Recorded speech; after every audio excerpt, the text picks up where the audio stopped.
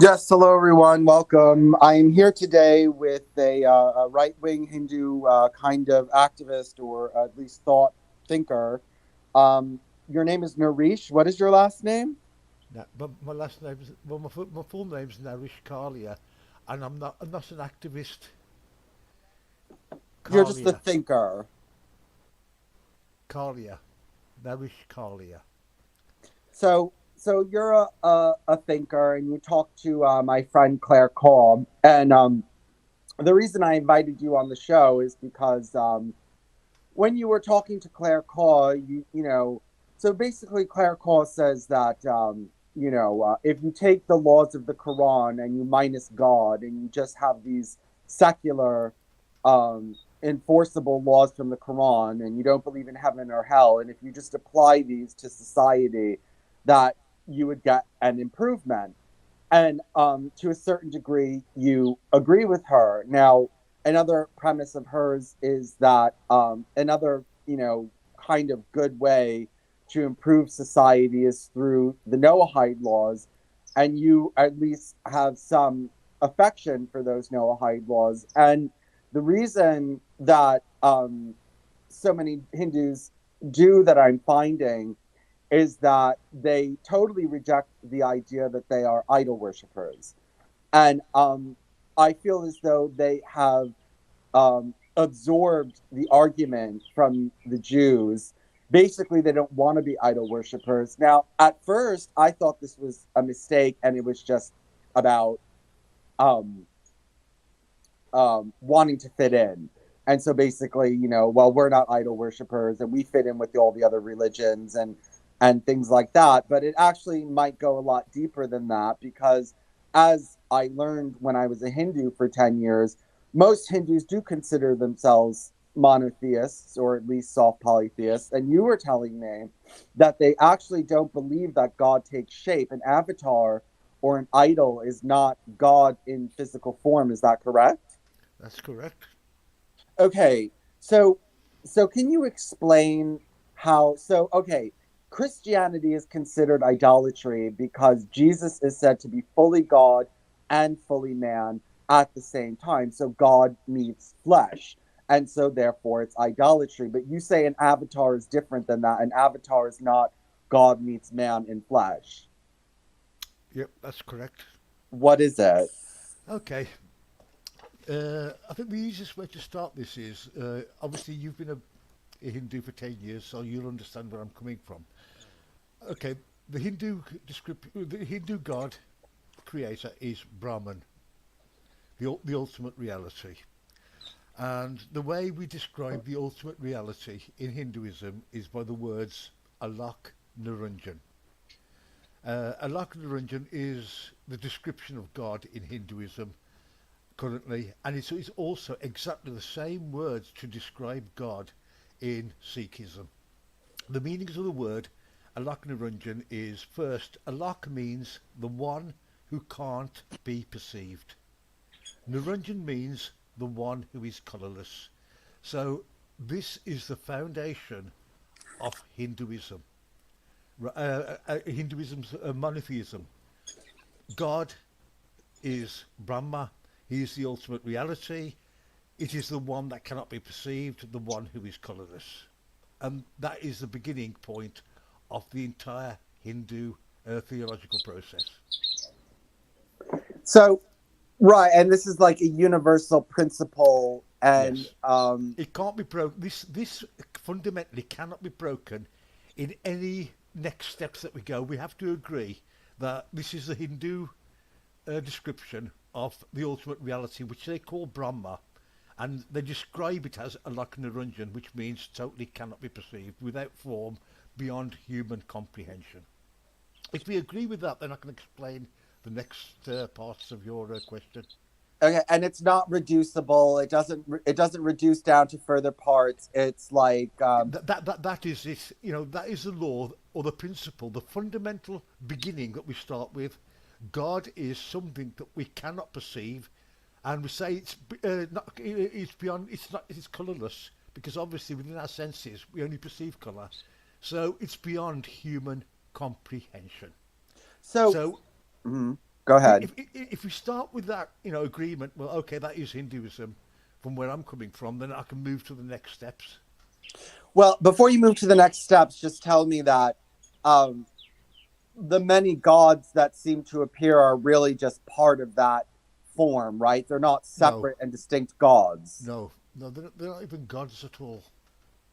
Because I know what you're going to refer to now. You're going to refer to all the various statues. Let's name some. Lord Hanuman, uh, Krishna, Rama, the bull, Ganesh, Shiva. And that's what you're referring to, isn't it? Yes, yes. Right, yeah. Well, they're not God. Because, I mean, if you go back to the fundamental principle, if you can't perceive something, it's without colour beyond human comprehension. How can the next step suddenly be that you're creating the thing that you cannot perceive or comprehend into an idol or that kind of, it doesn't even fit. Those entities that you're speaking about aren't even human. They belong to, I mean, if we agree that also Hinduism is tens of thousands of years old, it comes with a huge array of myths, legends, folklores, children's stories, philosophy, which all seems to be all mixed up. I mean, this comes back from an age when there was no electricity. People sort of, there was like all oral traditions. So these are, how would you call it, legends and myths. None of these people that we're talking about are gods. Even in the myths, they pray to Brahma, the ultimate god. So they are not gods, they're characters from mythology, characters from children's stories. What they represent really are virtues. That's easy to explain. Being a Hindu for 10 years, you'll understand the yugas. You know that in the yugas, they say that when man first started in the first age, he had 100% virtue and he was one with God. As each yuga progresses, man's virtue declines by 25%. And now that we're in the final stage, the end of times, man has only got 25% virtue. And the idea of Hinduism, our teachings on our rules of behavior, is to reach 100% virtue. Humans haven't been able to. When you reach 100% virtue, you become one with God. That is the end product. We have no human role models for those virtues. They come from myths. They come from stories. So the entities that you refer to are simply that. The thing is, when the British came over and they saw all these things, they didn't understand them. They called them gods and goddesses. And obviously, being our colonial masters, giving us schools and teaching us English, they taught the same concepts back to us. And that seems to be the persistent thing within the West, that these are gods, when simply they're not. They're nothing to do with God. I'll give you an example. Shiva is nothing to do with God. He was the first yogi. We need to understand that India, when we talk about Hinduism, it's a huge, vast sort of array of ideas, but they all stem from that one thing, that God cannot be perceived and God cannot even be imagined or comprehended. So those beings that you refer to are simply mythological stories or characters that belong to a different age. We say they belong to the previous kalpas. The Kali Yurga, those entities no longer exist.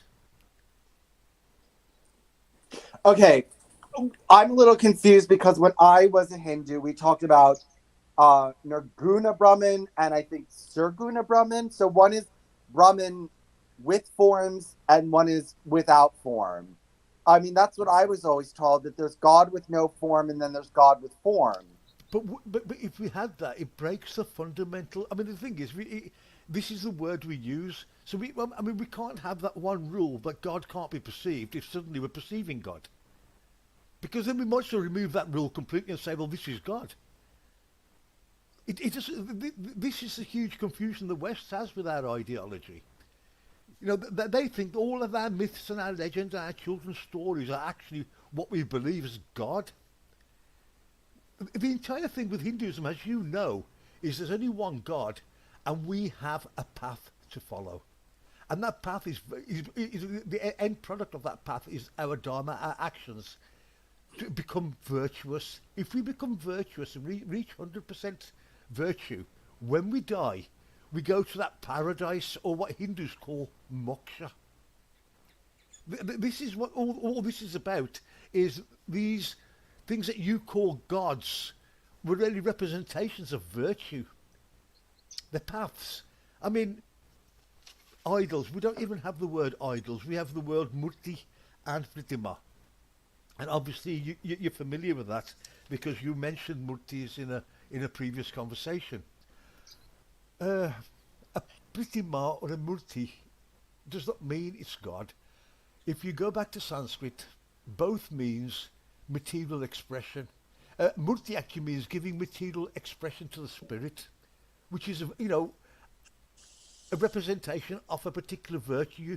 You're trying to get to 100%, and this is giving material expression. Pratima means an image that leads you towards virtue. The whole idea behind this is they're not God. You've got to remember, over tens of thousands of years, other religions haven't evolved so much. We've had periods where there have been like artistic expressions of that sort of trying to sort of create, sort of personify these virtues within these mythological stories. But that's all they are. Okay. Well, with idol and murti, so do Hindus believe that God, your one God, is outside space and time and cannot enter the physical creation, or does God enter physical creation? Right. Now, this is the question that falls into the realm of philosophy. It's not part of the theology because since we cannot perceive God, we cannot fully answer it. So what you're probably going to have is two schools of thought: one that thinks so, one that doesn't. This will be the philosophy part of it, the discussion part, but it doesn't break the first law. So you'll have some schools of Hinduism who may want to think that, but ultimately it's just that. It's philosophy. It's two different groups of people trying to make sense of an ideal or an idea, really. But would you say that most Hindus would say God is actually not inside this idol? That God, I'm just worshiping a virtue of God, but God is not actually present within the material aspects of the idol. Do you think most Hindus would say that? Yes. Well, when I say most Hindus, I only talk for my people, the Punjabis. We're from North India, we're Hindus, and not one of my family or anyone I've ever met believes that God resides or has any aspect or even one divine speck in a statue. The only way I personally can sort of like make sense of this is they're just artistic expressions of things used to decorate and inspire people towards virtues within a temple structure. They're not there to be worshipped. Maybe you can meditate upon the virtues, but even the word in Hinduism, the word for our temple is mandir, right? You're aware of that? Yes. And the meaning of mandir means man, dir. Man means mind, dir means inside. So a temple is inside your mind. You go to a quiet place to meditate, to say your prayers or whatever, to get back inside your head to try to connect to God. And you do these practices because you can't perceive God. So this is why within Hinduism, take away these artistic expressions. It's been the same. This is why we've got mantras to help you focus upon God. Yantras, the patterns, to help your mind still and focus upon God. You have other austere methods where people will start fasting or whatever to focus their minds. But it's all to connect with that one reality. These are not different gods. Yes, the West has interpreted them, but all the Hindus I know will say, well, no, there's only one God. I talk to my cousins, we just talk, there's only Rab. We all pray to Rab. That is the name of the God in the Punjab. But that God is still described, because it might be in my village, it consists of Sikhs and Hindus, and everyone uses the same description of God, which is Alak Niranjan. And Sikhism is a pure monotheistic religion. There is absolutely nothing with idols, manifestation of anything, or artistic expression. It simply believes that God cannot be perceived, and Hinduism is the same. Okay, Do Hindus? Okay, so in the Noahide theology, um, the universe had to be created from outside of itself. Did is your Brahman totally outside the universe, and did he basically create the physical world through some form of basically magic? Simply, the only thing that we know that God can't be perceived, this falls into the realm of your ideas of philosophy. I don't know. How would I even begin to start working that kind of sort of thought out without sitting down with another philosopher and sort of like sorting out ideas out? I mean, these are very, very abstract concepts stemming from something that we cannot comprehend or perceive. It doesn't, that is not part of the religion. That's Well, if God was in the physical universe, he could be perceived. So therefore, I would think that Hinduism would say God can't be in the physical the universe. thing is, when we say the physical universe, how much of the physical universe have we perceived? I mean, okay, in the last 200 years, our telescopes have got better, and we've expanded our view of, or understanding of the universe. But these science concepts and the concept of God are sort of like vastly different. I mean, when we talk about the creator of the entire universe, and even imagine the size of the entire, these become like concepts which have no meaning other than for philosophers. On a practical level, none. And when you talk about the Noahide laws, I think what you misunderstood is when I got attracted to Claire's ideology was simply because, for me, I thought, it's not something that I had thought about previously, but what she was advocating was having secular rules, not based not upon God, but forcing a society to follow a set of rules that would I was thinking to myself I would call say maybe make the society more virtuous. So I thought it's something fun on the table to explore. I'm not an activist. I'm just one of these people that really enjoyed listening to other people's discussions and thought, yeah, and put my all in really, so to speak. But I've got no all to grind. I don't want anyone to convert to Hinduism. Regarding the no-hide laws, I think they're a good point of discussing because I was saying to you, okay, I accept the no-hide laws in principle, right, and secular Quranism as ideas on the table. And where I'm coming from is, can they achieve what I want? Will they answer the question of creating virtue into society? Can they give that virtue back? Yes, but So, you didn't just discount Noahide law because of its against no idolatry. Like someone with me would just be like, that's just off the table. It's not on the table because it's just so incendiary that I'm just not even going to listen to that. But for a Hindu, what I've noticed for Hindus, that term no idolatry is not a no go. It's not a non-starter for Hindus. well, no idolatry is very, very important. I mean, I don't think that Noahide law do not engage in incestuous, adulterous, or homosexual relationships. That's what the Noahide law is saying, isn't it? Basically. But it says more than that. It says no blasphemy. It says no Oh idolatry. no, no, those are the other ones. Yeah, I was saying, when you number each one, say number four, for instance, it'll say do not engage in incestuous, adulterous, or homosexual relationships. It has that sort of ethical principle. Yes, I know, but what I'm saying that for Hindus, that word no idolatry doesn't mean anything to them. It doesn't have a negative connotation, and so yes, they are open to the Noahide laws. Well, well yeah, because they don't believe that they have idols. Right, but it goes deeper than I thought. They were just like, oh, everyone's called us idol worshippers. We don't want to be idol worshippers. We don't want to be viewed like that. And so, out of out of a desire to be accepted by the world, we're going to say we're not idol worshippers. But I mean, in essence, it actually isn't idol worship because it's not polytheism, and God does not take shape. It follows those two rules. So my problem is that Hinduism is innately Noahide, and even though they might not have thought that at the moment while they were doing it, makes them compatible with this Noahide world order that's coming in, and Hindus are going to accept it and not question it and become persecutors. Right. So you're saying that the Hindus are just sort of going to blindly accept whatever our Jewish overlords say that our rules are going to be. That we're simply Well, going you to. don't have a problem with them. I mean, I don't know really any Hindus who have a big problem with anti-idolatry clauses, especially when it's tell them, well, it's all about, do you believe God is polytheist? Do you believe God can take shape? No. So then what's your problem? What problem do Hindus have with no idolatry? Well, the situation here is when we talk about no idolatry, these concepts of idolatry are Abrahamic.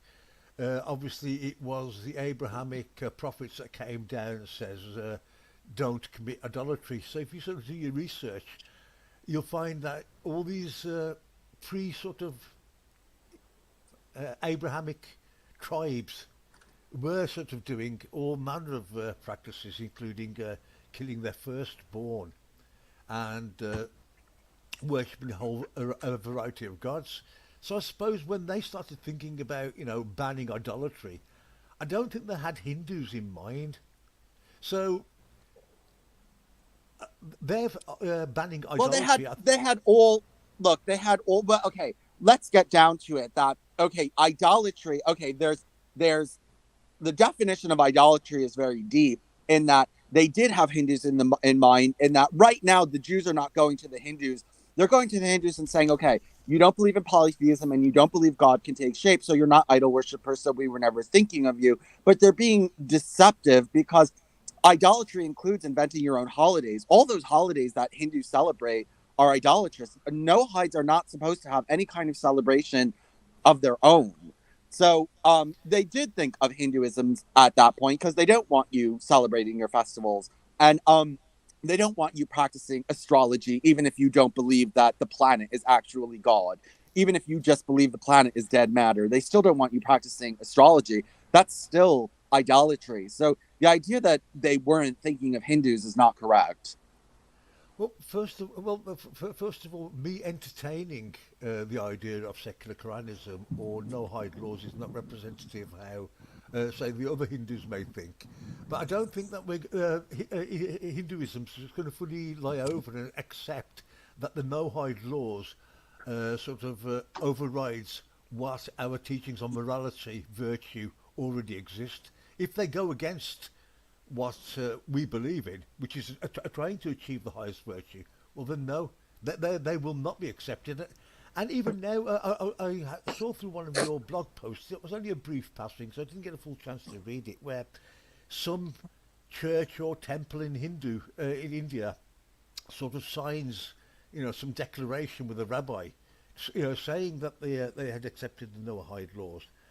Again, that particular temple would not have been representative of India as a whole. It wasn't just a temple, it was many Hindu organizations and big name gurus. These weren't small name people that went No, over.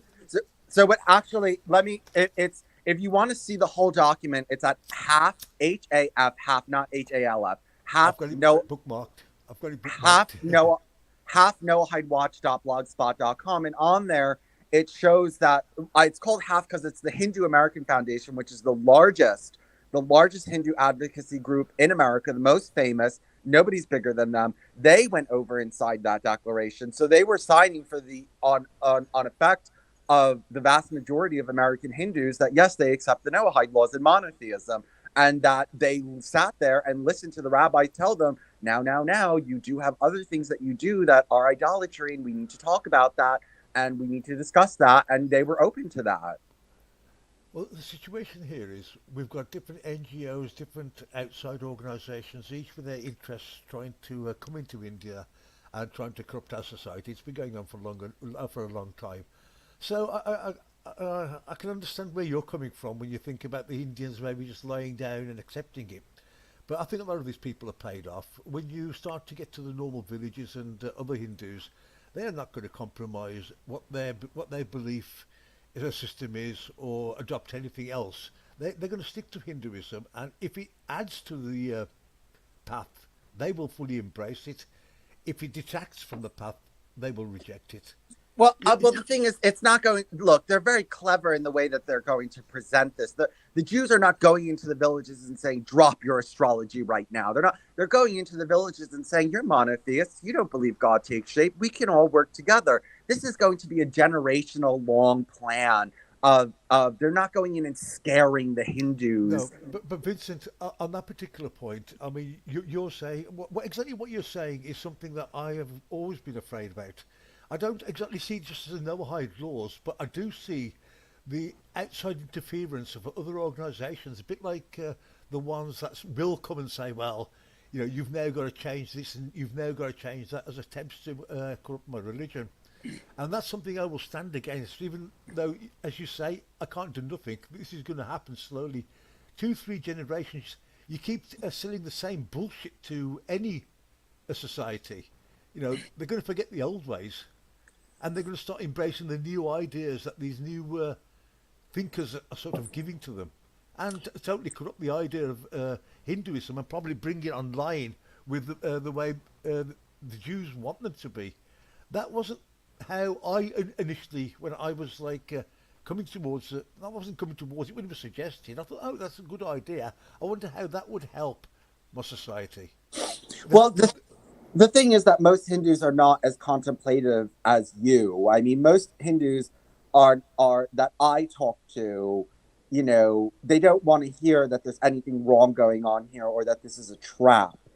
All they want to hear is, well, I don't believe in homosexuality. I don't believe in polytheism. I don't believe God takes shape. And so I'm fine with all of this. And all the itty bitty little, see, I mean, to you, I've driven that point home, right? And I've been like, so what about astrology? What about these different kinds of things and palmistry and all that?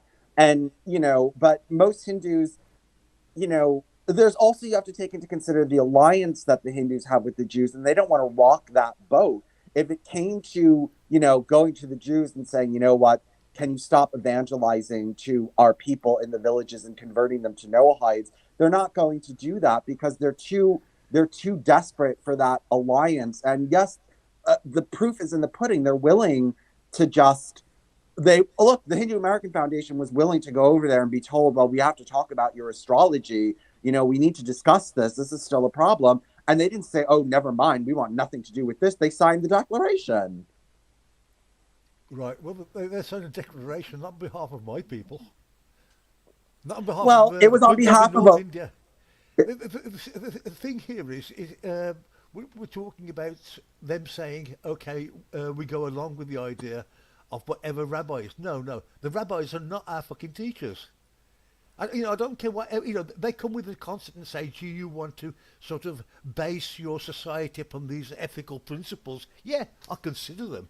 But I'm not going to have some rabbi become my holy teacher to tell me, no, no, the teaching of your ancestors or, what you've been taught is all wrong. You've got to follow our fucking rules. It's like, nah, nah. I'm willing to consider no-hide laws or secular Quranism as a secular concept in the sense that would it be beneficial for my society? But if you want to fuck with my religion, it's like, no, I'm not interested, mate. Okay, but Immediately, there's no virtue of anything if you want to come over and remove what we've already got. the, I don't, fuck you, no. Well, the thing is that they're not going, look, but if a Jew was on here explaining to you, I think you would have a different perspective because he would explain these things to you differently. I'm pointing out these, what most Hindus would consider minuscule problems. They would see this is details, this is itty bitty things. If there was a rabbi on here talking to you, he would put these things in a much more open and eloquent and deceptive manner. He would, they have ways of convincing you. Even, they have ways of convincing you and they have double speak. So I'm sure if, let's say I got a Jew on here, I'm sure a Jew would be able to convince you that these Noahide laws, you've been listening to me, but you haven't been speaking to Jews about these Noahide laws and you haven't gotten entangled in their mumbo jumbo and in their pseudo logic. And Okay. I'm telling you that if it was being presented to you by them, you would be much more receptive. Right. First of all, India, there's a huge difference in people sort of. There's a lot of poverty, and a lot of people who aren't educated, they're very, very easy targets for outside Christians, Muslims, or anybody else who wants to uh, tell them to convert to a different religion. So yeah, you're going to easily find any fucking bunch of dickheads who are illiterate in India that will sign any piece of paper, and you can pay loads of other sort of organisations to stand up and applaud. That doesn't work. I don't care how eloquent a rabbi is, he's not from my culture. And if he doesn't understand where I'm coming from, then he's got nothing to teach me. If he's saying, look, do you want to consider an ethical principle? Great, let's consider it.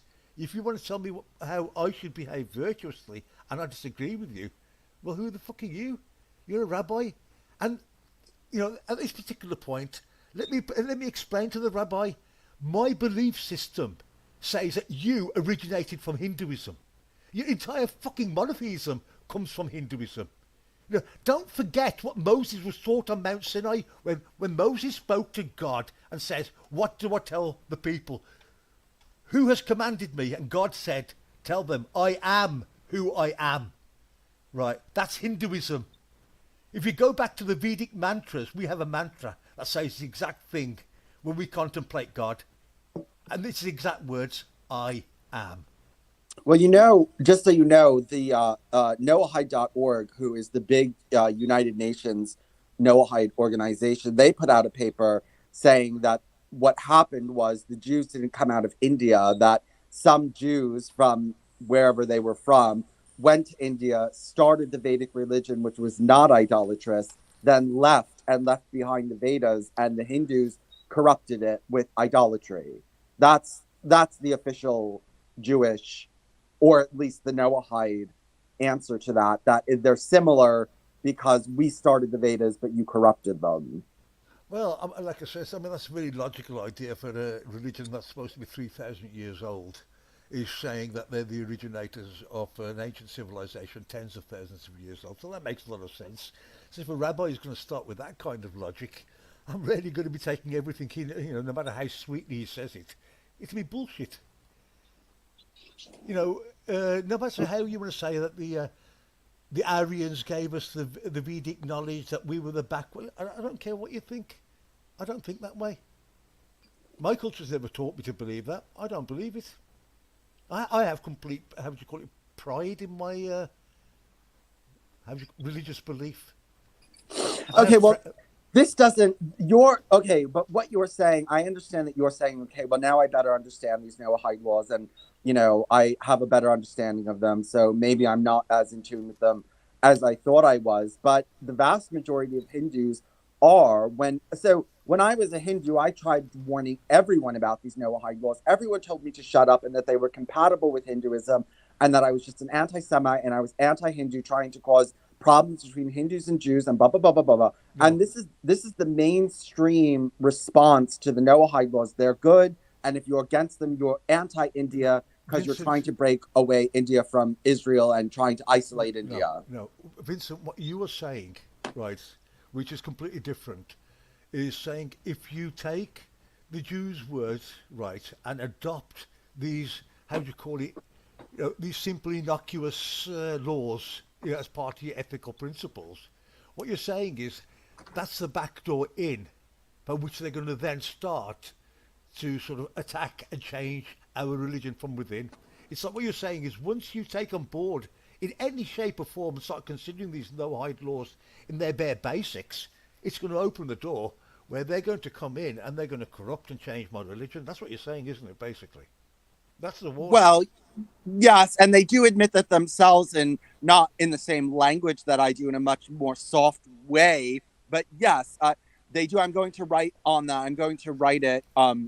If you go to wikinoah.org, I think wikinoah.org or Wikinoah, which is run by the Noahide High Council, which has the support of the unofficial Sanhedrin over in Israel. If you go to their link on Hinduism, you will see their plan right there in black and white about entering Hinduism, defining it with leaders, weeding out what doesn't work, redefining it as a new religion, and spreading that new sanitized, Noahidized Hinduism, and getting it officially recognized by Hindu leaders, which is what they're doing. So yes, they do openly say this is what they're doing, but but most Hindus are not in a position to, number one, know, number two, care, number three, it's my activism in the Hindu community is not working.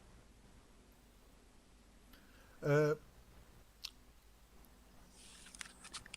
if they're saying this is the purpose of Noahide laws, and I'll tell you what you know from where I stand, I'm not going to accept that. It's one thing looking at the philosophical, ethical principles which might or might not work, but for it to be used as a tool to gain backdoor entrance, well, that is simply an attack on my country and upon my religion. Well, And I'm glad that you're saying. I will oppose that. Okay, Because well, the I'm thing is, glad you're saying that. Actually, let me read the exact. Let's go to Wiki Noah and look up the exact what they define what they're going to do with Hinduism. It's very short. It's like 5 sentences go on. about how they're going to do this. So this is how they do it. So hold on. Let's read it. Okay. For each of the largest faiths, we include 1, description of the faith, 2, documentation of which practices are not allowed according to Jewish law, 3, relationship to the Jewish scriptures, 4, relationship to authentic Jewish interpretation of scripture, 5, religious council / creed as defining interpretation of the faith, quote, and teachings from leaders of his faith which confirm the above. So religious council, they create a religious council or creed as the defining interpretation of the faith. So they go in, they make it, and then they create a new creed, and then they get the teachers of Hinduism to accept this new creed. And that's their list right there about how they're going to do it. And I've shown this to Hindus, and you're one of the few who would actually say, well, I'm just rejecting this totally, rather than shut up. You know what I mean? Like, you're one of the few Hindus I've ever spoken to that actually takes a stand against that. The thing here is Vincent, I approach this from like the sort of like a discussion on if this could work. That's all it was. What you've told me is, look, it's being implemented, and this is what the fucking plan is. That becomes two different things. What you're telling me is my entire religion is under attack, and it's under attack by the Jews through the back door using the Noahide laws. So it's no Yes. longer it's no longer us sitting here talking about should India implement a universal ethical principle. What we're saying is, for fuck's sake, we're at war. We're being attacked. There's a cancer growing. Needs to be cut out. I don't want my fucking children thinking that some rabbi's going to be making our rules. We go back to we have, like I told you, God can't be perceived. We're told what we should do to become virtuous. That's great. Nobody from a different religion is going to come and change those. If they got ideas how we can improve, brilliantly. But no, you don't come and change my religion.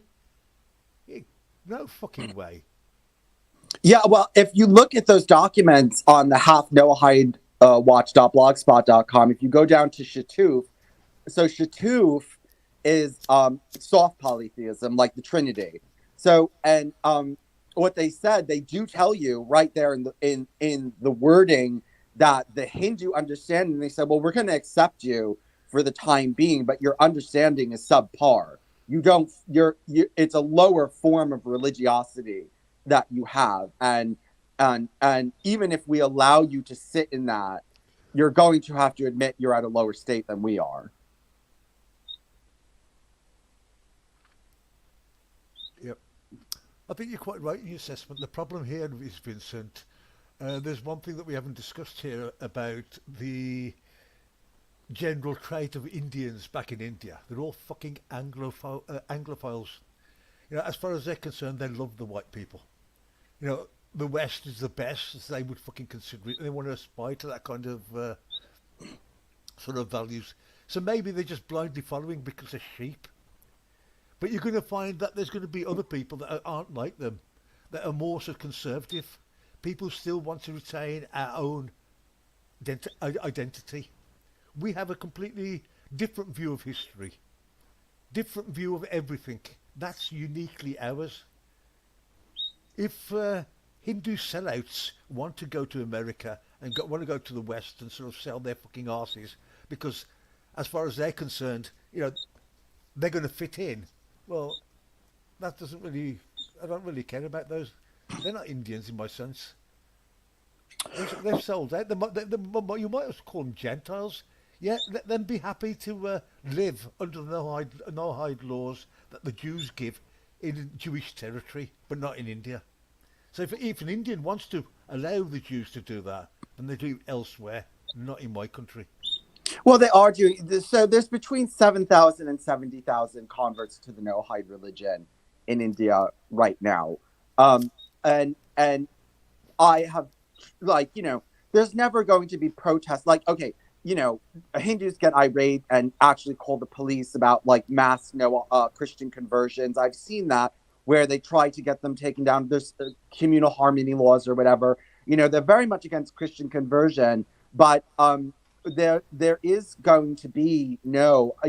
You are telling me now. Well, now I understand what the Noahide laws are, so I'm against them. And you're one of the few Hindus that I've been able to get through to. But to criticize these Noahide laws puts Hindus in a precarious position with Israel, because Noahidism is Israel's official foreign policy, is a part of official Israeli foreign policy. Now, Netanyahu meets with Noahides. They go there and he speaks with them from the Philippines and other countries and says, like, let's work together to create a global Zionist world order. I don't think that the vast majority of Hindus in India, even when they catch wind, they're not going to go protest outside of Noahide schools that are converting, Hindu children into the Noahide fold. It's, I know you have come to realize what's going on here, but I think that I think it does go to politics, but it also goes back to the problem. It's politics, and it also goes back to the problem with Hinduism's compatibility, basically, with the Noahide laws on all levels, except for when you get into things like astrology. You know what I mean? And then it's a question.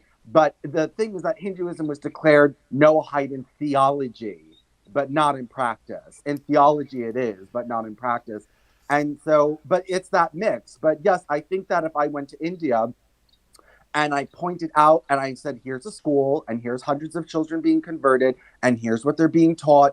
And I showed them the video of the Hindu women being told to not do idol worship or murti puja in their house. The vast majority of them, even if they in their heart and soul say, well, I don't really agree with this, they're not going to do anything to rock that boat. I suppose I have. I mean, the thing is, there is going to be opposition. This entire Noahide thing started as a discussion on its possible applications for society, or has something a positive to raise its virtue. Now, following our discussion, it's, as you said, being used for nefarious purposes, which is a bit of a shame, because I don't know. In principle, it might have been a good idea to have a world with how would you call it? Universal values. Yes, and they would be beneficial because, like I said, to raise the virtue of society is really what I wanted, and things that Claire was bringing to the table were that. And this is why I was quite fine to go along with it. And I still am. I think as a discussion point, we can philosophically discuss the benefits of, say, secular Quranism or the Noahide laws. But the problem is the application, or the current application by the Jewish state in order to corrupt Hinduism. Well, that's a whole different ballgame. That is a different topic, and this is something that you obviously know I will not agree with. Whereas I'm happy to discuss any philosophical idea that might or might not work for society. Well, I'm glad that you've changed your mind and that you. Well, it's not changing my mind. I didn't know. I didn't realise that this was already insidious within my society. It was a new concept. To tell you the truth, I only came across Claire round about sort of August time, because I was watching Khalid's channels. I used to like their interactions. I ended up buying the book and thought, wow, that's a really interesting idea. I've just gone from there. You bought Understand? you bought Claire's book? Yeah, Did you read yeah, it? yes. I left her a very What good was your review as well. opinion? What did you think about it? Uh, when I actually read it, because it's a short book, I actually read it on the bus going to a particular destination, which was a couple of hours away. It was easy to read. I mean, there were parts of it which absolutely made me cringe. And it was every time that she loved to use the term idolatrous Hindus. And also, she was quite unkind about other people, which I quite enjoyed. There was a sort of a sarcastic acidity to it. And I thought, okay, on first reading, it was just like it was a mad idea, and I'm not how do you call it, a Muslim. I've never read the Quran, so didn't really sort of approach it that way. But the more I thought about it, was well, what is this woman proposing? So from there, listening to her and Khalid, I thought it seems like a good idea. And the only time I ever intervened was when she said something about Hindus, and and I said, "No, you're actually being unfair, or the Noahide laws are unfair on Hinduism on that particular part." Hence, the conversation started. I was never an activist or even trying to do anything. I'm just a person that really sort of enjoyed listening to other people. It's a sort of fetish to listen to other people just have a conversation about other things. I've got fatigue of COVID and all the other bullshit and the Ukraine war and the fucking Israel war and every bullshit that's going on. It's just quite nice to sit there and listen to fucking mad people have a normal conversation. We used to have pubs once where you just sat down and had random conversations with random people. And listening to you lot, it was the same kind of feeling. And, I just approached it because, you all seem like a bunch of nice guys in a pub to join a conversation with. I've got no, how do you call it, axe to grind or anything to push. If anything, uh, I'm not an activist in any way, shape, or form. But if I was, it would be for animals, not humans. You know, is what defines me. My interests really. I'm very misanthropic. I prefer animals completely. To join, I don't know. Trying to solve this world is something a bit above and beyond me. I quite like getting old and in a mad quest to try to solve and work out what the fuck's going on. The world's problems started when Jacob climbed that fucking ladder. When he came back down, shit started, and it's been shit ever since. Well, yes, I that sounds like you sense that Judaism, the religion, has created a lot of problems. Oh, Um, you know, at this particular point is the part where people sort of like switch off because that's where all my conspiracy theories start. well, no, but I agree The with. moment when Jacob defeated El, he was given the name Israel, and from there, the history, world, control, everything changed. Uh, they are the chosen people because they killed El or destroyed El or controlled El. But either way, they are now the chosen people. They are the controllers of this world. Whatever they do in this web, they are behind everything. And that makes me sound like an anti-Semite.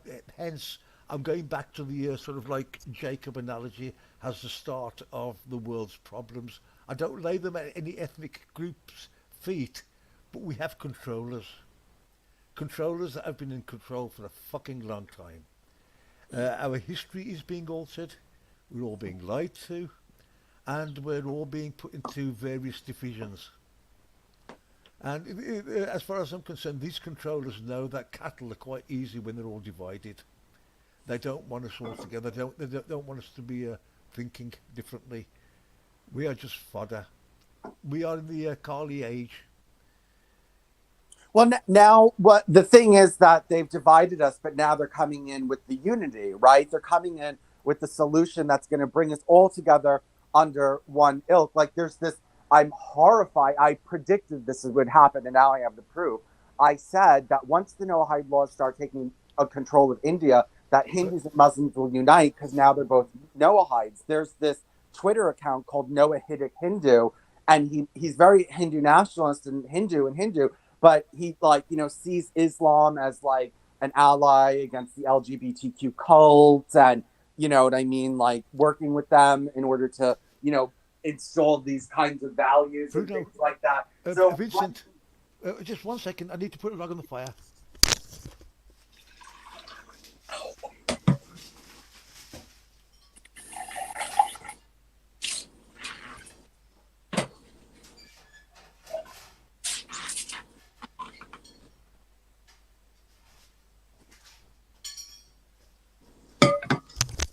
Sorry, sorry. um they're bringing unity now, so they've brought the division, and now it's time for the unity, just like the Noahide laws. Now everyone has always accused the Jews of behind national and racial mixing, that they're always accused of that you're trying to race mix everyone. Well, now with these Noahide laws, they're coming out and saying, no, we want everyone to have their own nation. It's called the No. 70 nation plan, and God broke us up onto all these different ethnicities, and we should stay that way. And like they're coming in with that, with the new values that are, they've kind of collapsed it, and now they're coming in with the solution. If you understand what I'm trying Yeah, to say. I totally understand. Well, this was the whole purpose of the Kaliji plan, wasn't it? It's behind the entire balkanization of the UK, Europe, and Ireland. They want to sort of delete the racial mixes. They want to erase your history. They want to erase whatever you've got, to the point you've got no values, that you're totally reliant upon them. That one world order. Yeah, I know it's coming, and I don't. How would you call it? I don't stand for it. If anything, I violently oppose a one world order. That is not the world I want to live in. They talk about sort of the unipolar world. Well, no, I'd rather go for the multipolar world. I think each one of us needs to be fucking left alone so we can continue with what we are. I don't want to be led by these, descendants of Jacob or whatever it is. I don't want that, and I don't think the rest of the world wants it. Well, the way it's being presented is that the Jews are not actually your masters. They're kind of just like advisors. They're advisors to the nations that have to then implement the Noahide laws themselves. And then they tell you, oh, but there's so much interpretation to it, and you can interpret it the way you want, and these kinds of things. And maybe we're not going to get rid of astrology right away. No, Maybe we're not. As far as I'm concerned, the principle that I was coming along with was, a country implementing it within their own concept, not an outside agency or a person coming into my country and telling us how we was going to do it. That was not the idea that I initially was coming from. Whereas to say, well, why don't you as a society consider it, and we can debate and think, well, yeah, this works, this doesn't, or this will help. That's one thing. To come in afterwards and say that we're going to have to be guided by a rabbi, no chance. You can stick your new world order. There's not going to be, how would you call it, one religion. There's not going to be one government. We're not going to be one set of fucking values. And we're not going to be all one ethnic group. Nowadays, it sounds like you're being right-wing, and obviously your title of your thing, if what I believe is right-wing, then that's exactly what I am. I don't think that, like, the alternative to be left-wing is simply to sort of say, yeah, I accept everything my Jewish overlords sells me. This is my new morality. This is the new laws I follow. I've seen what that does. In 60 years in this country, it was a nice place. Now it's a fucking cesspit. There's no values. They're doing that so they can implement. Do what? Well, they're doing that so they can offer the solution. Like, they're offering the solution. Now they have the solution. So they created the problem, which not all, like, a lot of people say, well, being gay is the problem and all. I don't think that's the problem. I think there's other problems, but whatever it is that they allowed, and then they're saying, well, here's the solution. And the thing is that people will be desperate. You know what I mean? People are going to be desperate for this, and it would end conflict in India. The Muslims and the Hindus would get along if they just adopted the Noahide laws and became brothers. No, that cannot be. The thing here is there are outside people that are stirring the pot. They're stirring the interracial hatred between the various groups. Outside money is coming in. It's agitating and causing these problems. If we go back prior to, say, India's independence and even the creation of Pakistan, I think people quite rapidly forget that we all fought together, right, to gain independence. We didn't fight each other. We all fought against the British to get our independence. We were a brotherhood. Each one of these religious groups gave their blood for India. If you go to the Punjab, there are so many Sufi shrines. It's beyond count. That's Islamic shrines that Hindus visit. Why? Because they represent a certain kind of virtue. I don't think that we're supposed to be. See, the thing in India is how come every other belief system can live side by side, but not Muslims and not Christians? They seem to be the only two communities that seem to have a problem in India, whereas we don't have a religious problem with other groups. I mean, you might want to say Khalistan, but that was again a political group rather than religious differences, and that was funded by outside agencies again. Well, okay, there's two things. My problem always with Hindus, like you said, they go to Sufi shrine.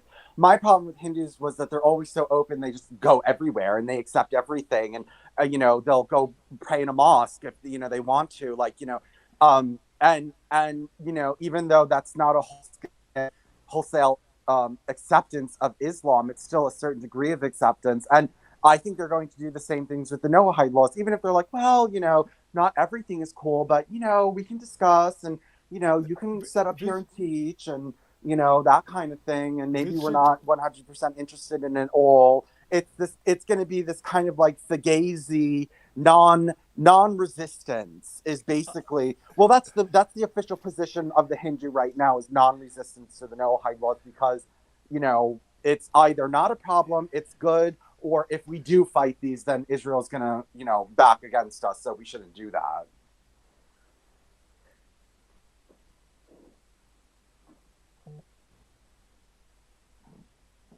Hello? no, no, sorry, I was just thinking about what you said. Yeah, I mean, I'm glad that you're using this kind of language against the Noahide laws, because you're the first one that I've ever gotten through to on this level, because I mean, most of the Hindus who do think like you think still think it's nothing to talk about and think it's just, I know there are Hindus out there that think the Noahide laws are bad. I mean, I have talked to Hindus that are against them, but their attack on them is it's not an attack. It's an acceptance that there's something wrong, but a lack of resistance is what's going on. Well, I suppose I'm a lot older and I've got a lot more sort of different experience. I mean, the reason why the entire concept appeals to me, unlike my brethren who were brought up in India, I was born here. So if you can imagine, in the 60s, there wasn't a Hindu temple around here. So I had to go to a local gurdwara with my mum, and that's where we prayed. On a Sunday, I'd go to a local church.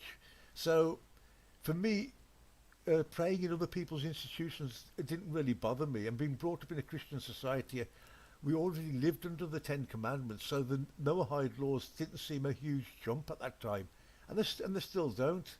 But it's a different thing when they're already being used and being implemented in a nefarious way to destroy my culture, which is something I will not accept.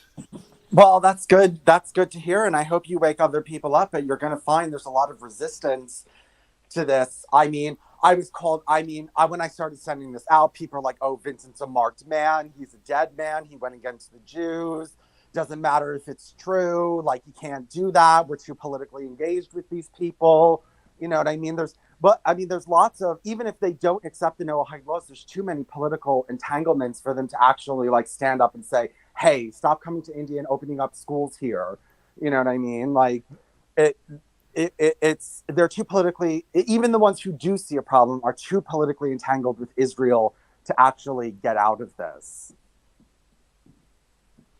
All I can hope now is that this world changes in some form or another. At the moment, we are facing World War III. Don't know what the hell's going to happen, but I don't think the shit's going to change, and it's going to get a lot worse. But yeah, uh, it was, I suppose, not to be expected. I really thought that the our controller overlords had overlooked India, and they were quite happy with fucking up Europe, UK, and Ireland. It looks like they didn't forget India at all, did they? They're doing it via the back door. Yeah, they What? have different. Yeah, they have a. Well, India's becoming. India's about to become the world's third largest economy. Um, they're very educated and very bright, and have lots of mathematicians and scientists and doctors and these different kinds of things. And they're becoming a world player. And anyone who's about to have power is going to be subjugated, and their power is going to be maneuvered for other forces outside of India, because India is not the global head of world machinations, not Yeah. the global head of globalism. It's a hub, and even though it doesn't want to be a hub, um, well, even though it doesn't want to be a hub, it's being drawn in. And I remember, like, India has a lot of laws there that prevent it from getting involved in international entanglements.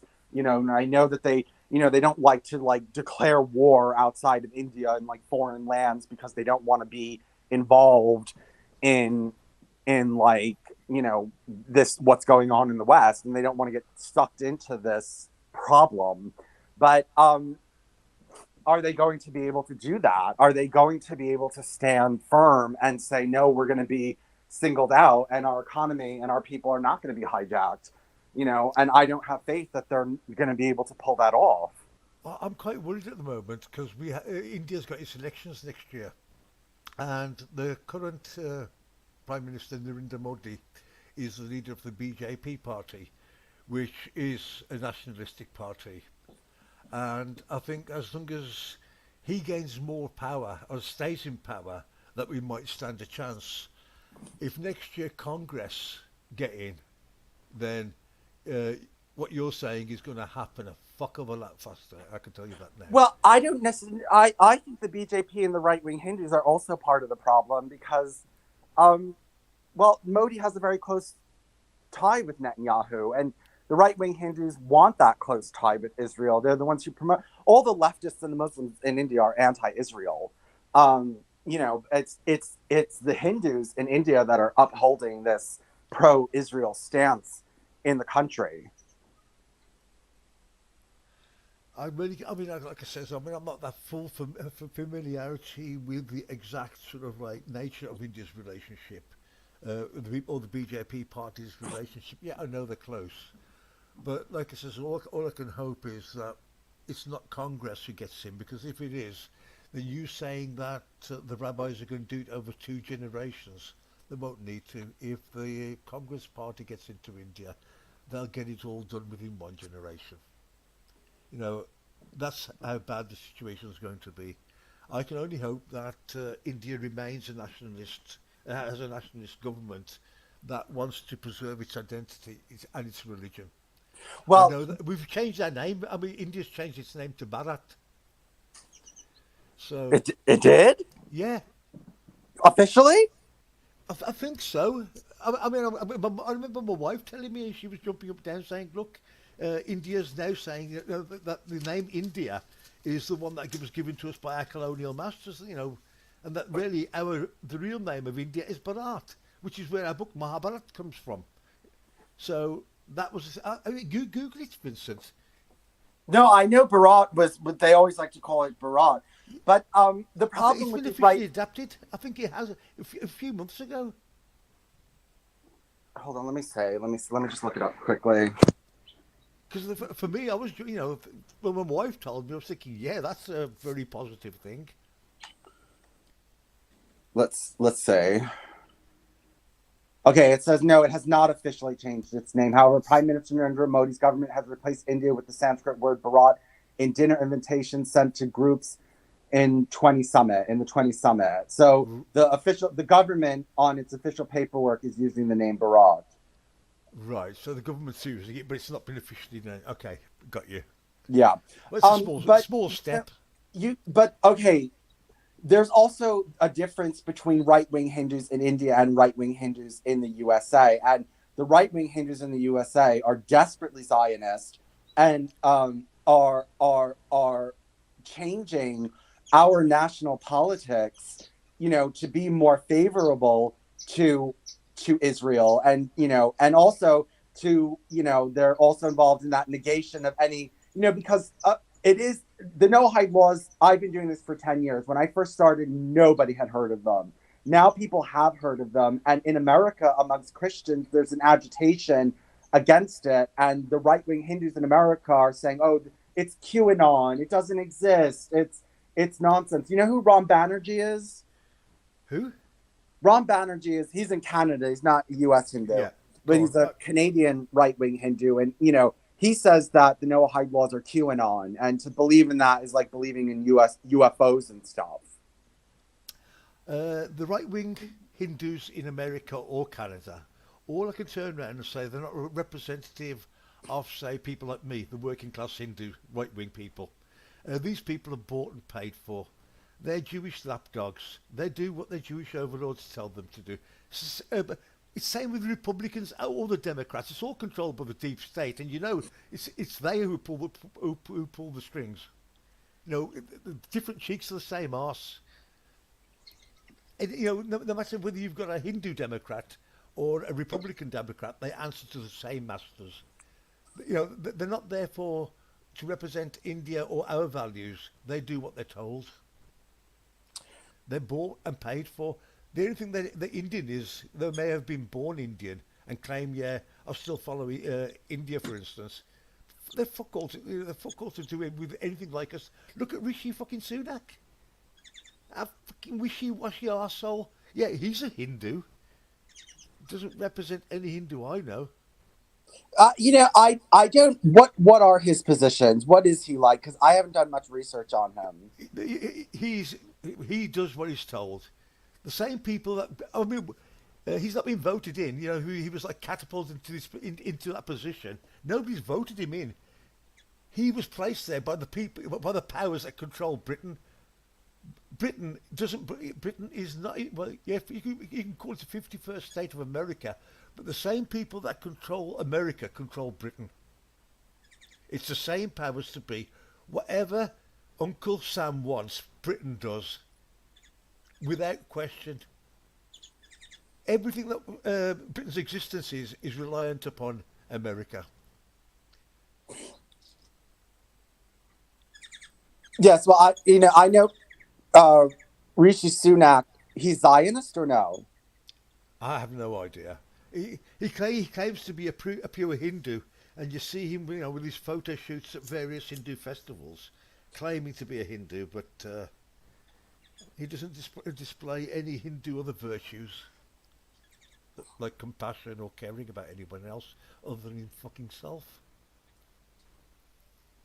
Yeah, I mean, I understand. It's like it's it's it's difficult, but okay. So I take the position where okay, I don't know if we ever talked about beyondism, but beyondism is just the philosophy that steal from everybody what's good from them and use it.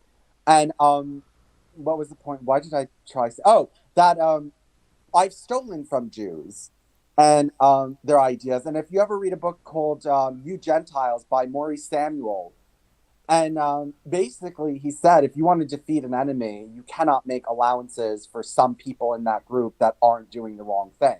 He said if the group is doing the wrong thing and then there's individuals who are not, you can't just go and say, well, I'm going to, make exceptions. You just have to bomb the whole thing. You can't, you can't sit there and hem and haw about one or two good people. Yes. Um, and my thing is that okay, you're a Hindu that I finally came across who's able to take a strong stance against the Noahide laws. But on the whole, where is the whole of Hindudom going, and what direction are they going to take as a people? Mostly, it's not going to be the right direction. That's a very difficult question because our religious faith is a very personal thing to each person. We may have our political views and our different philosophies, but our faith, I don't know. I fear for the future. I fear for India. I fear for the corruption. What I would like to see is our faith retained in its purest form, which is going back to that one thing: God can't be perceived.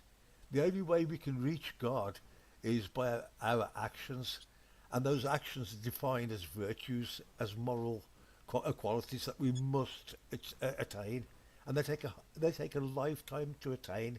Those that attain them go to heaven, moksha. They get a releasement from this cycle of rebirth or reincarnation or hell or whatever people want to label it. I want the teachings of my ancestors preserved the way it was taught to me. I don't want people to turn around and say, oh, this particular idol is now the Hindu god. I don't want them to turn around and say, by the way, these divine laws that you once had, we're changing them into something else. Hmm. I mean, I'm telling it to you that way. I mean, this is, and then I'm one person. I don't have a, degree in Jewish theology, and, I'm considered an anti-Semite, but these things are going to be put to the Hindu people in a much different way than I'm coming out in this kind of black and white, showing the actual black and white of what's going on. But who are they going to listen to? Are they going to listen to a rabbi, or are they going to listen to me? The thing here is, with a lot of Hindus, they listen to everybody, nod like they fucking usually do. Then most of them will like go through in one ear and go out the other. The only way it's going to be implemented properly in India is if the government do it. Is for the Uh, government to do it, you said? well, the thing is, if the Jews start getting controlling our government and our institutions, then that will speed up the agenda to sort of incorporate these insidious laws into our society. Yes. Well, it starts with groundwork. I mean, okay, Claire, her whole thing is don't do groundwork. The ground people don't matter. Just get control of the government and force everything from the top down. Get a few elite people to accept secular Quranism, and then they'll just make it happen through the media and everything else. Whereas the um, the Jews know to go from both angles. Yes, they are corrupting the government, especially in the United States. The United States has declared in proclamation that the Noahide laws are the foundation of American civilization. It's not law yet, but it is accepted as being the foundation of our country. Um, but in India, they're doing a lot of groundwork. And the thing is that people don't understand is that, they're waiting until they have enough Noahides or Noahide sympathizers in the population they're spreading at both angles. It's not all just top down. A lot of it is bottom up, and you have to be scared of that too, because once you get these people converting on the ground level, then you get votes and you get intrigues, and they can influence people. And someone's going to say, well, I know so and so, and they're Noahide, and they seem like a lovely person to me. They're very respectful to me, and they don't sit there and say they're going to behead idolaters or anything like that. I don't know what you're talking about. It like I'm glad that you understand my message, but I also don't think that you understand how negated my message is and how powerful the other side has really, really become. No, I know how powerful the other side is because they are how would you call it, the source of all my conspiracy theories. So their power is vast. So on that particular point, yeah, I understand where you're coming from, and I don't doubt it, and I know that they're going to carry on regardless. I'm living in a country where I'm seeing the entire shit happening around me, all caused by the same people. And it's like when you were talking about the idea of like Claire's sort of proposal. I mean, to be fair, at the end of the day, Claire's just saying to the governments, look, get your fucking shit together. Your society's fucking falling apart. Your values are going out the window. How about considering a set of principles? She's not saying, well, these are X, Y, Z. She's saying adopt the idea of implementing these as the fundamental principles of the sort of like the way that you're going to run your society. And because Islam's quite strict, and Claire's proposal sort of like is saying it from a non-secular point of view, I just thought it appealed. You know, it was saying to someone like your government, fucking hell, get your shit together. This is falling apart, this is falling apart, this is falling apart. And if you adopt these sort of religious rules, so to speak, it might sort of benefit your country. And on that particular point, I can't disagree with that. Um, yeah, I mean, okay, if secular Quranism was implemented, would there be less babies born out of wedlock? Yes, because if you had a child born out of wedlock, you would be publicly whipped 100 times. Would there be? I'm trying to think of something else that's like a Vincent, more. Vincent, Claire did say it was up, to use the ethical principles and for each country's legal system to then sort of like sort that part out. So, I mean, like to follow strict sort of the Sharia of the Muslims would be, I think, is not the way I'm viewing it. What we're saying is, here's the rules, not the punishment, so to speak. Here's the idea of implementing this to maybe help your society, rather than saying, here's the rules and this is what you're going to do to these people when they break them. Because Well, then it doesn't really work if there's no punishments to it. Then you have oh no, Christianity where you have all these sins, but there's no punishments, and then everyone just does whatever they want. there has to be punishment. Like all societies, when you transgress rules, there is a punishment or some kind of censorship. So I'm not saying no rules. I've always been, how would you call it? I believe in the idea of having a rule system, right, which has to be, how would you call it, enforced, because it's no good saying, oh, I want more rules, which is what I'm saying. If people don't follow them, they need to be made to follow them. That's the whole idea of getting the government to say, look, incorporate this into our system. You've got to fucking follow them. Otherwise, it's not going to work and we're going to make you. For instance, let's go with, let's say, for instance, no cruelty to animals. That goes beyond question. So therefore, all these butchering practices, killing animals to any deities or any kind of religious dietary requirements is completely banned. No arguments about it. Those kind of rules which, once they're implemented, they stay and they're enforced by either by fine, imprisonment, which is more preferable than having the shit beaten out of you by someone, which I think is rather barbaric. There are different ways. I mean, yeah, some punishments do require having the shit beaten out of you, but I wouldn't want that to be the sort of norm. Um, okay. Well, I mean, you seem to have a more reasonable understanding now and a little bit more reasonable position. I don't know what makes you different from these other Hindus that I've been talking to that, you're able to actually kind of, um, I think the fact that you already had your own previous convictions about Judaism being perhaps behind some nefarious aspects in the world. Um, I think most Hindus view Jews as basically being blameless and beyond reproach. And so to them, these Noahide laws are the first negative thing they ever heard. And so it's like a person, okay, well, I'm going to let them I'm going to forgive one of their little flaws, if they're a great person all around, whereas you didn't come to it with that perspective. And even when you did, even when you thought to yourself like, oh, well, there's something already wrong, you were still already kind of already in the beginning a little bit open to these Noahide laws. But I'm glad that I found you, and I'm glad that you understand this. But I don't have as much faith in the rest of the Hindu fold coming around, to what you now see.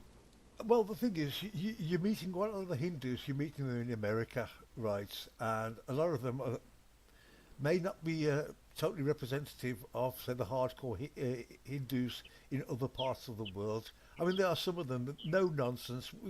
Ours is ours. We don't want to assimilate. Our differences, our differences. But they are Hindus which really want to be like the rest. They will follow anyone with who's got a carrot in front of them. Anything Well, that might give them status or make them look important. And these people will obviously have very, very different values. And also, I think the age, some of these people you're talking to probably be a lot younger than I am. yes, yes, but also I do sense my sense of what's happening. So I'm seeing, look, this Gaza war. When I'm online, I see more people pro Palestine than I see pro Zionist. And in America, under the age of 40, 65% of people under the age of 40 do not want us sending money to Israel. Um, at least that's what I was told by Dr. Shiva. If that's true, there is a shift happening against Zionism. You can see anti-Semitism is spreading rapidly in America now. It's everywhere. It's just absolutely everywhere, on the left and on the right. And I don't see the Hindus responding to that. I see them digging their own graves and getting like locking in deeper with the Zionists and saying, they're. I feel they're going to go down with that alliance. They're going to let themselves become the hated people of the world who Well, are upholding Zionism. it's a curious position because they are the only country in the BRICS nation, the BRICS group, that have supported Israel, haven't they? Whereas all the other partners, all the Arabs, Russia, and China are totally behind Palestine. Yeah, India. Oh, India has taken the side of Israel. You're saying? Hmm. Yes. Claire's here, just so you know. She'll, if you want to talk with her, she's here to. We can talk a little bit Oh, about. hi, Claire. Hello, Narish.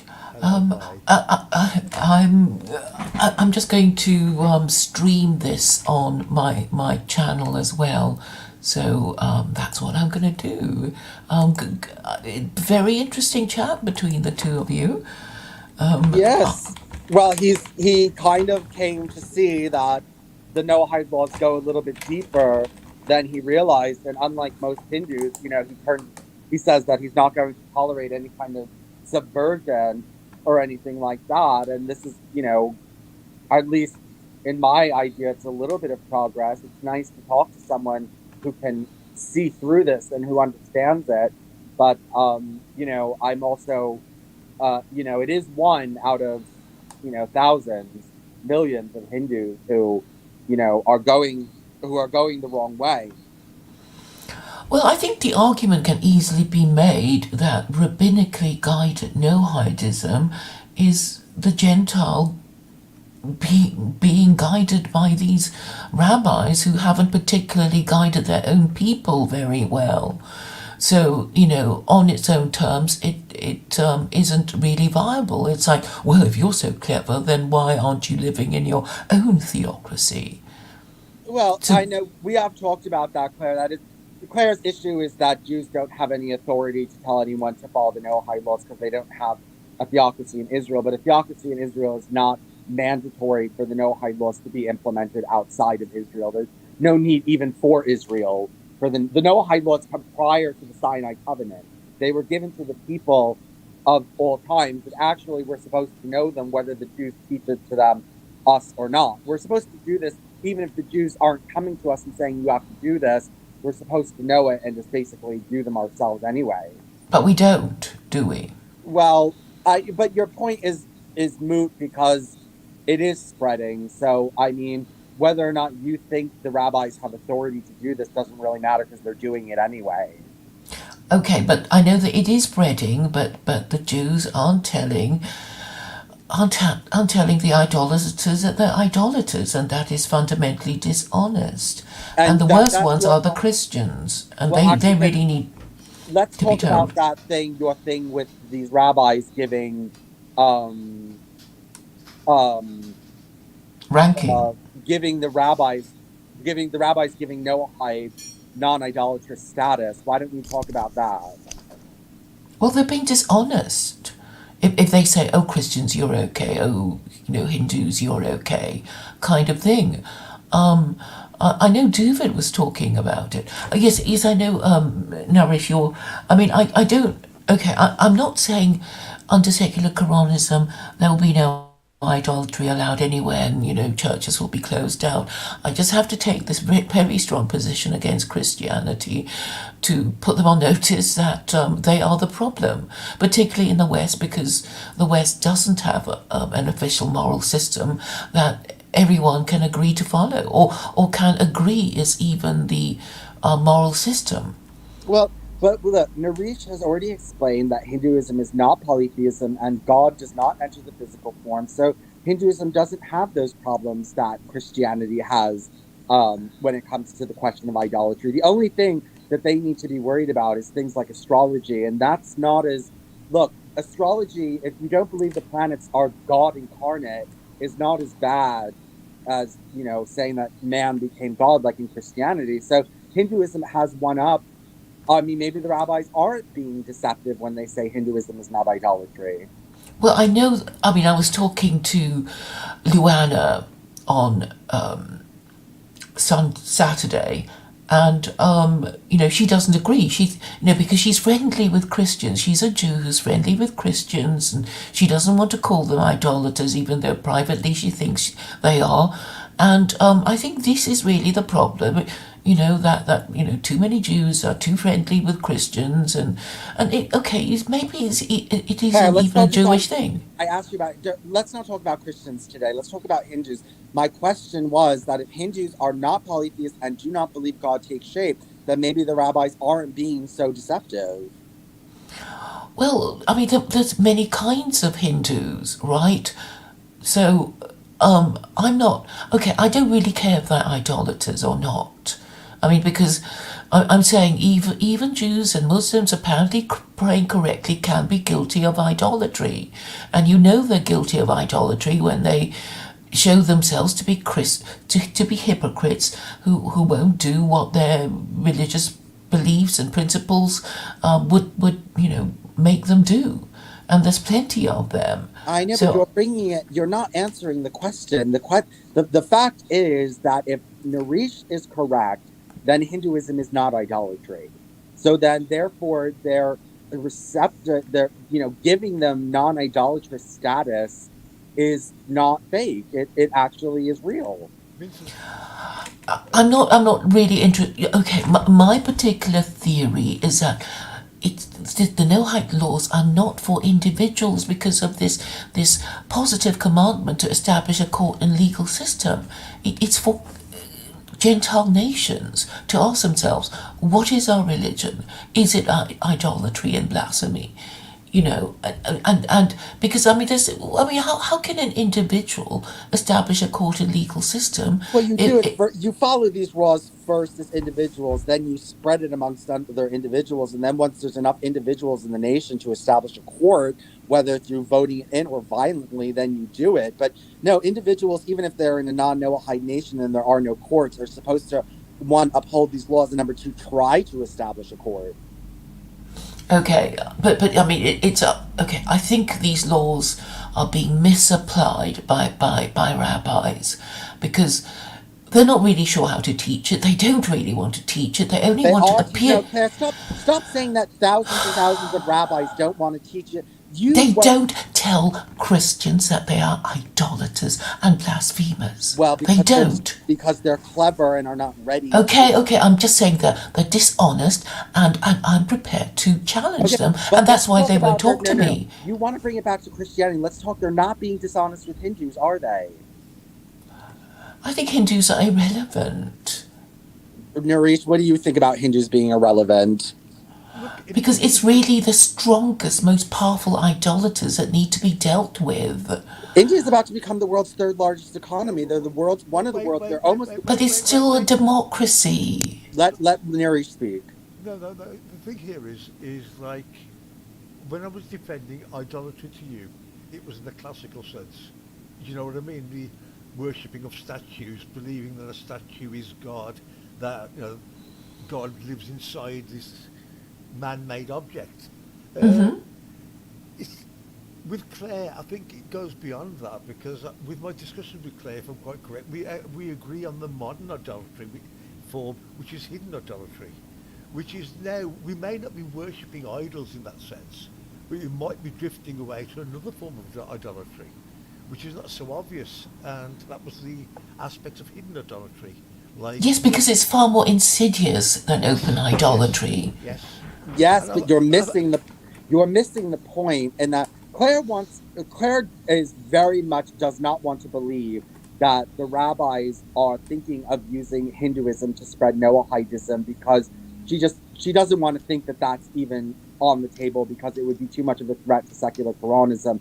But she won't accept the fact that maybe Hinduism actually is not idolatry and is a suitable religion when it incorporates the Noahide laws to be used by rabbinical Jewry to spread their message around the world. Okay, whatever. I mean, some Hindus are idolaters, some are not. I mean, Hinduism is not codified. You told me when you converted that they didn't even tell you about the bare essentials of Hinduism, and I then you learned it said, myself. I learned it myself, and I learned it. Obviously, I learned it wrong because I was a hard polytheist and I believe God took shape and all these other kinds of things. Um, so but there's no formal process for you to convert to Hinduism, there are is there? no, some Hindus have formal processes. I didn't take there's thread bearing ceremonies and things you can do. They have ceremonies. But I mean this is Claire, you think that anyone who doesn't get an official certificate from the government they are that religion, that they're not that religion. According to you, people are not allowed to just say I'm Christian because I go to church every day and follow the teachings of Jesus. They actually need a rubber stamp certificate from the Yes, a confirmation ceremony. Because otherwise, anybody can say, "Oh, I'm feeling Christian today," and tomorrow, "Oh, I don't feel Christian anymore." And there is this confirmation ceremony that that a lot of Christians fought very hard to get. Yeah, but with Islam, all you need to do is say those two words and you're a But Muslim. yeah, but it's still a procedure that is required, even Yeah, though but you you don't think, get "Oh, a it's nothing certificate from the much." government, and anyone could just say that. Anyone could just say, with no understanding of Islam. People do it all the time. They read one article about Islam, they say what is it? What the Shahida? What's the word that you say? Shahada. The Shahada. Like, they say the Shahada in their house and they're a Muslim. They No, don't they go no. to. It has to be in front of witnesses, Muslims. They can't just sort of Okay, say well, it on that's their not. own. Okay, well, I said I was a Hindu in front of Hindus, so, what's the difference? Vincent, you can't be a Hindu because you're only born a Hindu. You were trying to follow a Hindu faith, but you wasn't born a Hindu. That's Well, this. this is what I came to. I know there's a division in the Hindu community. A lot of people don't accept converts because they don't come from a caste. You have no caste, so how can you be a Hindu? You weren't born into a lineage. And yes, and I know that there's Hindus that don't accept Muslim Indians reverting back into Hinduism because they say you're gone. You're a lost case. You lost all your lineage and you don't have anything anymore, so you're not welcome No, back. But Vincent, did you say that they were laughing at you behind your back because you had converted into becoming an untouchable? Well, yes, I mean to become if you're a non-Hindu and you become a Hindu, yes, you are becoming an untouchable. You're the lowest who ranking. taught you You're that? Wait. Where did you get this untouchable from, please? no, okay, untouchable. Fine, you don't become an untouchable in that word specifically, but you're automatically the lowest. ranking. How many castes are there in Hinduism?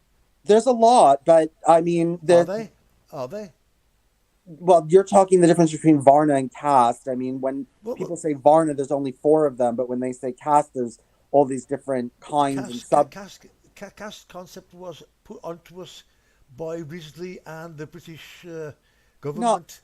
not all caste abuse comes from the British. There was plenty of caste abuse prior to the British coming in. Uh, Um, well, the thing here is, a Varana, right, is based upon the concept of four parts of a body, which creates a whole, which is the whole of society. The concept goes: you've got the priestly class and the scholars, which is the head. You've got the military aspect of your society, which is the arms. You've got the farmers and the merchants, which are the body. Then you've got the metal workers, the artisans, the skilled, and the art, the musicians, etc., who form the legs of your society. I don't understand how the concept of untouchables ever arose. All the way through, this is simply to me, I'm telling you, is what the British have been teaching the Hindus since they took over. They brought us education, they created our schools and says, oh, by the way, this is your caste. We could not access any government subsidies unless we said we were a particular caste. This is how the caste system was created. They gave us the categories. well, no, some of them already existed, and there was already Which Varna. Fine, let's not call it caste. Let's call it Varna it was abuse. Varna, yeah, four tiers, end of. Yeah, well, there was already Varna abuse between Brahmins and Sudras and things like that. So, okay, let's forget untouchable. Let's just say what even if untouchable doesn't exist, if you are a non-Indian person that converts to Hinduism, are you looked as like a fake Hindu of the lowest order? Yes. No, no, no, no. There's many people in India from the West that have gone over there, have taken Hinduism on board, and some of them are virtuous, wonderful people. And yes, they weren't born as Hindus and don't have that ethno-religious background, but they follow the teachings of my ancestors and I what know, but you people. just said they're not Hindus. The But they're point not is that Hindu. They follow Hinduism, but they're not Hindus. yeah, You I can know. follow. So I know you reject us. We're like, you don't want us in your fold, and Oh no, it's not about not wanting you. It's just the way the classification works. I know. Well, we'll never be one of you. That's what you No, you wanted to will be be. clear. You want it to be clear that we'll never. And I got the point. I got driven out of Hinduism. I got it. You don't want me calling myself a Hindu. Like I No, finally got it. You don't. You don't want me calling myself a Hindu because you say I'm not a Hindu. So obviously I'm not. no, you were a follower, right, of the Hindu faith. You followed the Hindu teachings. Not You weren't. properly because no, I didn't do it properly because I didn't know it was all this messed up shit. You know, I was a pagan, a Western hard polytheistic pagan that thought I saw moral relativism inside of Hinduism, and that's just not what's going on. Yeah, well, Hinduism isn't based upon moral relativism. No. Uh, but there is a time when it is. You know, at a much later stage in your life, there is that sort of individualism, but that's expressed in when you're seeking for God, the final stage of your life, never beforehand. You see, everything is rule based. Our dharma, our conduct, it's all about virtue and to achieve that 100% virtue where you can eventually then become one with God. Well, I still don't think it's moral relativism. I don't think anything goes. It's an open house, but you know, uh, it's not as fluid as I thought it was, But and Vincent, the thing is, all kids growing up have these kind of things. It just needs a parent to sort of guide you back on the right track. I was growing up as a child and asked all the crazy questions and thought the same way as you did. It's only as we got older and we sort of understood our religion, it takes a hell of a long time that you finally understand. It's, you know, you weren't wrong, you just weren't guided, if you get my meaning. You know, your search for God wasn't in the wrong place. You were searching for meaning, yeah, but unfortunately, you didn't get the right sort of guidance. well, It's, I would have it's rejected that guidance if Hinduism had been explained to me, properly. I mean, right. well, the problem Yeah, is that Hindus don't go running around explaining their religion to people. no, Okay, that's like true. and they're very bad at explaining their religion. And so what happens is it looks interesting and there's lots of interesting concepts in there. And what happens is Western people look at that and they say, "Oh, this looks nice and that looks nice." And then they start reading all their books, all these things on their own. And, then they kind of form from their own perspective, they form this nice, liberal, happy, scientific, moral relativistic Hinduism that's open to women and gays. And, when you go into the villages where Hinduism is actually being practiced, that's not what actually is going on. Yeah, you're right. And so now people were, "You were never a Hindu." Like, yeah, now I was never a Hindu. You know what I mean? I I and this, but you're right that, and well, it's just that they don't explain it and they let people think what they want. And they're, even when I was there and I would talk, people weren't very aggressive about about informing me of, "No, you're wrong." They just kind of, the thing, I was being very helpful to the Hindus. I was spending all my time doing political activism to save them from genocide in Pakistan and Bangladesh, and they liked that I was doing that. And so they didn't inform me and say, "You don't understand what's going on here. You don't understand real Hinduism. You're actually not a Hindu." They didn't do that because they were using me. Vincent, that's not the kind of person I am. I mean, at this particular point, I have a member of my family who thinks that they can create God and that they can have all this kind of moral relativism. I'm not the kind of person to say, yeah, pat them on the head and anything goes. I do try to, sort of like work through people's ideas and say, look, what you're doing is wrong. This doesn't work. But no, if I was there with you, I would have told you, like I'm telling other people, your thinking or your theology or the basis from where you are coming from is wrong. This is not what religion is. This is not how religion works. Religion's about rules. Like I said with Hinduism, we only start off with that one concept that God cannot be comprehended.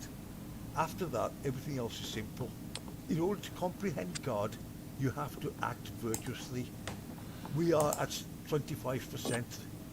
This is how we're born in this end age. Our objective in life is to try to achieve 100% virtue.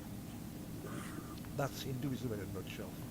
Yeah, and the God can't be comprehended, and if I do want to believe that God can take material shape, and so therefore, it can be comprehended and become limited and all these different kinds of things. Like, I must have totally misunderstood Urta, RTA, however you spell that word or however you say that word. The kind of like, I thought it was science. I thought Urta was like the physical laws of the universe that were making everything move. But this stuff is not as comprehensible and scientific as I wanted it to be. Oh, the mythology is absolutely crazy, but that's what it is. As I was saying, that, after like 10,000 or more years, your sort of religion or society is going to have a load of myths, legends, folklores, and children's stories all mixed up into what your culture basically, and that is what creates a lot of misunderstanding as to what Hinduism is. Yeah, and I mean, to be honest, I really want to wake people up in the West and say this is not what you think it is. This is not Greek polytheism. This is not Scandinavian polytheism. There's something actually different here.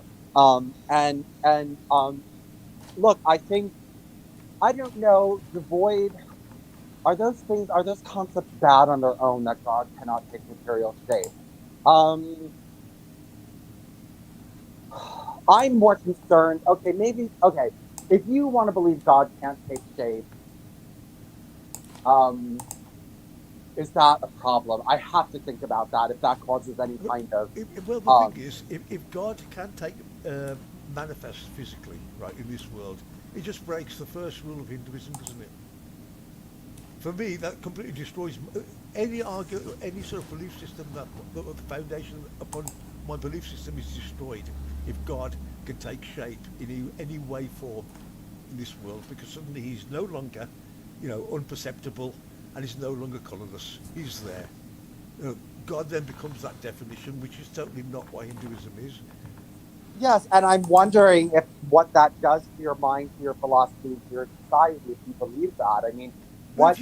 if you've grown up in that way, you're almost conditioned as to, I totally believe that God is unperceivable. That is a concept so deeply ingrained that all my thinking stems from it. That's what I've grown up with. Well, I would That's have to. I would have to think. I would have to wonder how that affects a person's psychology, because how does that affect?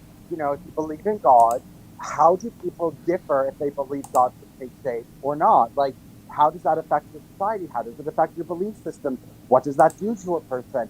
I'm not educated or enough on these subjects to actually say. So I'm not going to say that, okay, it's bad that Hindus say that God cannot take shape, but um, um, well, I can tell you that it does make you more susceptible to Noahide takeover, because you don't look like, if I don't mention astrology, which the rabbis are not going to mention at first, if you just hear no polytheism and God cannot take shape, Vincent. then Vincent.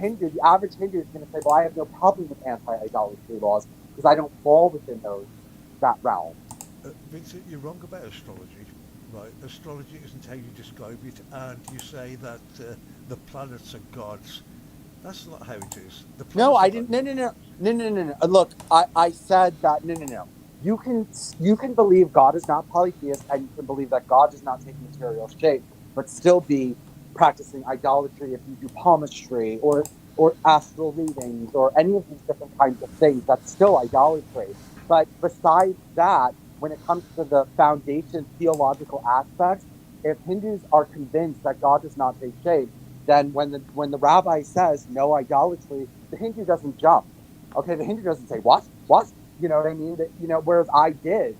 I hear the word no idolatry and my ears prick up because I'm like, that's me. But the average Hindu, when they hear that word idolatry, when it is explained to them what that means, then it's very they take a soft approach to it. It's not that bad of a thing.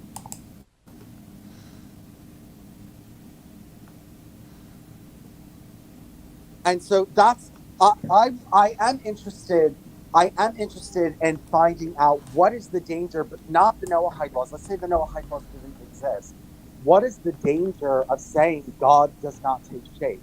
What does that do to your society? I don't know, but I will tell you this thing. I think the Jews did it for a reason, and I would say the Hindus did it for a reason. I don't think the Hindus just said God can't take shape because we said so. I think that there's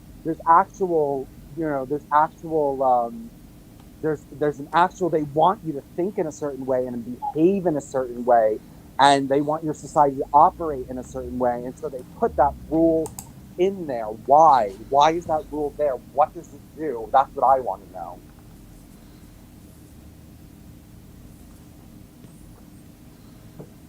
Why do you think that rule is there? What does it do? Are you asking about rules in my religion? No, I'm asking why did Hindus make it so God cannot take shape, and what do you think that does to the Hindu Uh, mind? right. Well, you're going to have to be the judge of my Hindu mind because I can't really explain it other than the sense that that is the principle of the religion I was brought up with. Right, all Hindus are brought up with the idea is God is unknowable. This is why he's called Alok Niranjan. It's not just only Hinduism, that is the exact description, right, for Sikhism. And they're both currently used at the moment. The one that cannot be perceived and the one that is colourless. That is the foundation. Uh, for us, God cannot manifest in here because we can't, we're not supposed to perceive him. What are we saying is that some person is going to appear tomorrow and say, hi, I am God. It's to avoid idolatry. It's to Yes, avoid somebody but saying, "Hey, I'm God." yeah, yes, that's a good point. But It's the same as the Jewish reason yeah, I see where about you're why coming from. Yeah, God that's cannot take physical form. well, It's a practical reason. well, it's a good start. Because at this particular point, there's no sort of disagreement on this concept that like none of us perceive it, we don't understand it, but we all agree that it exists, and that becomes the seed of our society from which our moral or divine laws are going to sort of come from, which are going to guide us towards a state where we can connect with this entity which is unknowable. Do you think one of the reasons Hindus said God cannot take shape is so that people would not worship each other as God, so that people wouldn't actually worship a human being as God? No, I think it's a rational thing. It's like when we look at one another. I look at you, you look at me. You're not going to think I'm the creator, and I'm not going to think that you're the creator. So I don't think that's the idea. You might have people coming along, kings or whatever, and claiming that they're gods. But I think people know at the end of the day, the ultimate creator, that principle of the universe, because it's not just, it's everything. Okay, That, why can't it be principles? Why can't it be multiples? Why can't it be why does it have one consciousness? Why can't it be many? how, well, we don't know because it's unknowable. So how we are supposed to understand God's consciousness when we start off with the premise that we don't understand him, we can't see him, and we'll never know him. But So then it's the how could you be a monotheist then? How could you deny polytheism if you're saying it's unknowable? because it all goes back to that one principle. Whatever way because you're saying there's loads of gods, etc. Right?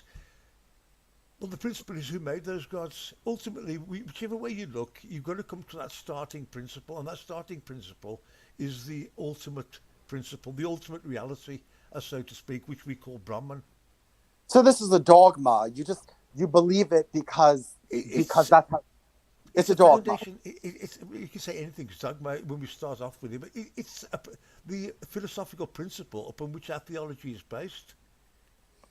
Okay, so it's a dogma. So it's look, somebody wanted to believe God is one and God does not take shape. You cannot prove that. There's nothing logical or rational or whatever about that. It's just you accept it. Like you accept that Jesus was a virgin birth. You just accept that. Like you cannot question that. If you do question it, the whole thing collapses. So don't question that. And Hinduism would be based on do not question Okay, that. okay. So what's the opposite that God can be perceived? That's what you're saying. At least sometimes, yeah. So my thing is that God is many, God can take shape, and in Hmm. certain ways God can be perceived, yes, if God is in the physical universe.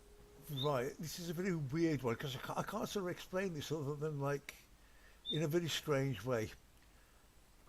Uh, I've often said to a lot of people, I've got three dogs.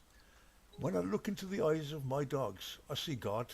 And to a lot of people, it sounds adulterous, whatever. But I think it sums everything up. I'm not sort of saying that you can't see God in this world. Don't get me wrong. It's like when I look at some things, I see the beauty of God. There can be nothing else to describe it. When I see eye to eye with, say, something non-human, something that's communicating back with me, I see God. I see God when the sun rises and it inspires me. I, it's it's very very difficult. There's God everywhere. When I say that God cannot be perceived, but yet I'm still doing these things. If you understand, Yeah, because well, that's a little bit, double-minded and a little bit irrational. That I mean, well, with no, with it's quite emotional. Because at the end of the day, so I'm still starting at the principle. I'm not trying to perceive God. I'm not sort of creating a God, but that the action of like looking at something or looking at the eyes of my dog, for instance, and I say that I can see God. It's an emotional reaction. It's almost helping. It's the ideal of like trying to perceive the unperceivable. There's a beauty behind it. I'm not saying that looking at my dog is the path to God, but it's the same kind of thing that even though God can't be perceived, that does not stop us trying to see. The whole thing of our life is to become one with God. Once you reach 100% virtuousness in like Hinduism, in our life stages, the ultimate stage is the sannyasi, and that's the particular point when you leave all your worldly possessions and You go off in your mad search for God in whatever way you want. Moral relativism rules because you are now 100%, and you see them in the Himalayan mountains, walking in snow, clad with a loincloth, acting like they're on ecstasy, praying to God. It's They're seeing God in this world. They're seeing something that cannot be perceived. I suppose Okay, that's the ideal of what we're trying to achieve. Maybe that's what. Maybe I'm explaining it wrong. God can't look, be perceived. The object is to try to perceive Him. Let's say, and you can only achieve that, the perception of God, by being 100% virtuous. look, it doesn't make sense that in your physical form you want to merge with God, but God isn't physical and they can't be together. Give me an example. One second, one second.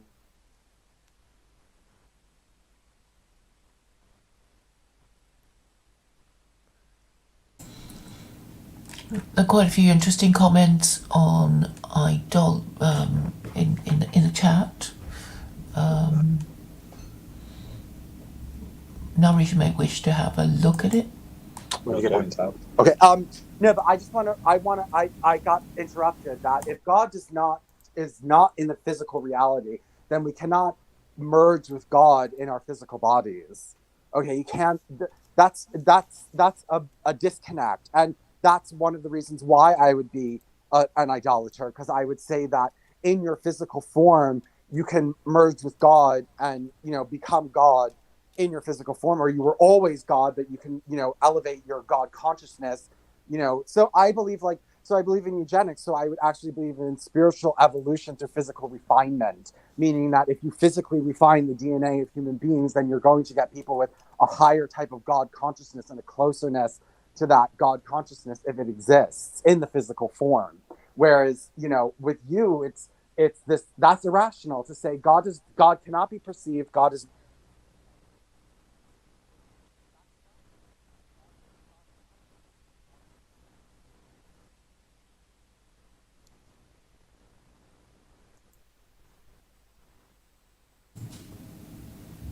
It went a bit quiet. Yes, I thought I lost connection for a second. Vincent? Oh. He's gone. Yeah, very, very interesting chat. I mean, it's logical. If you want there to be no idols, you would have to say that God doesn't not take any form. So anybody coming up with an idol can be easily identified as being a heretic. Sorry, I got cut off. My point was that, let me just finish my point, that if it just now in my philosophy, physically in your physical form, you can unite with God. But with your philosophy, you have this disconnect. How are you perceiving and becoming one with God if you're still in your physical form and God does not enter the physical universe? I've never reached that stage, so I can't tell you. But as I was saying, that's the aim of what we're supposed to be aiming for. We're supposed to be aiming to achieve 100% virtue, where we can, how would you call it, perceive God. I didn't say become one with God or become God-like. That isn't the concept that exists within Hinduism. Okay, well there's a little We bit of can't a we can't become God. It's the only closest way of describing it is you're in heaven or you're in paradise. You're in that place where you perceive God. You've got that oneness with God. But it's that place you can only achieve if you've got 100% virtue. well, okay, you're saying God cannot be perceived, but then you say perceive God, and look, I don't have that disconnect. I don't have that incoherent part of my ideology. That's why idolatry is scientific. Also, because if idolatry is true, then the universe can be uncreated. The physical universe can be uncreated. I don't need to believe that God outside of space and time magically created the universe. I can believe, well, the universe was always here because God was always here. Going back to my earlier example, when I say them perceiving God, that was how I'm interpreting it. They've never spoken to me. They've never told me what the hell they're doing. This is what I perceive what they must have achieved. By the simple fact they're wandering around in loincloths in snow, uh, singing and praising God. They're either absolutely insane or they've seen God in a different light. I don't know. Well, there, But but there, my it interpretation is they must be perceiving him. You know, they must be perceiving the unperceived. They must have achieved that amazing state. But that's my interpretation. But it's that doesn't. incoherent. But can you see that that's an incoherent worldview? Well, no, not really, because it's like I'm not virtuous and I can't perceive God. I'm Yeah, not virtuous. No matter how hard I try, I've got a long way to go to sort of reach the point where I can say I'm 100% virtuous. You know, it's a kind of pinnacle where not many human beings get. It's not a natural state of man. You know, there's a lot you have to do before you even become close to 99%, never mind 100. I am so far away from that, it's hard to imagine. I don't think in this life I'll ever achieve, you know, what those maybe I perceive those yogis to be experiencing. You know, 100% virtue is the ideal that we need to strive for. You know, do your best, you've got to do it. And this is why the idea of having rules behind society to create that virtue so it makes it easier for us to achieve that 100%. I'm all for it. The society I've grown up in, the background I've grown up in, hasn't given me that sort of 100% morality, which I'm trying, 100% virtuous, which is what I strive for. No difference. We're all the same. All of us on the same level. We all try to be good. We all try to follow whatever rules our system gives us. But none of us have achieved that level where we're ready to sort of have that oneness with God, that ecstasy, or whatever way you want to call it. It's the ideal. It's what we need to achieve. okay. Well, okay. I mean, I understand the idea, but this conversation has helped me view why I'm an idolater, because if you are bringing God into this, it makes more sense to be able to unite with God if God is physical than it is to say God is imperceptible and immaterial, yet in your physical form, you can unite with God. I think what we're doing is we're now trying to sort of find ways of breaking rule number one. And maybe what I'm saying may not be completely clear, but what I am clear about is the first rule: God cannot be perceived. God cannot come, you know, and take human form. And with those fundamental principles, you know, my sort of understanding of God begins. I, So maybe I then, explain. Go on. what is an avatar? Because people call Krishna God Okay, all the time. avatar. Hang on. I think the easiest way of explaining an avatar is let's say a person that comes like once every take so many hundred generations, 10 generations, I don't know. A person that comes with a message. Let's give examples. Let's say Krishna came with a message, or Rama previously came with a message. Then after that, let's say Moses came with a message. Then after Moses, Muhammad came with a message. Maybe Avatar is just a fancy way of saying prophet or a guru or a teacher. It's no fancy, you know, like James Cameron word. It's just another person word for a person who comes to bring you a teaching or a philosophy to guide you. Okay, so let me ask you about this, because this was always my understanding of between Ram and Ravana, that Ram was trying to destroy Ravana, and eventually I thought Ravana in this war realized that Ram was God and therefore allowed Ram to defeat him so that he could, claim to be God in the Avatar and to have saved the world and all this other kind of stuff. Uh, I thought Ravana actually acknowledged that Ram was God. no, no, no. This is. I mean, the thing is, you know, when I talk about an entire epic called the Ramayana, which I can't really answer in one question, and no, there is that misunderstanding of the entire relationship of these characters.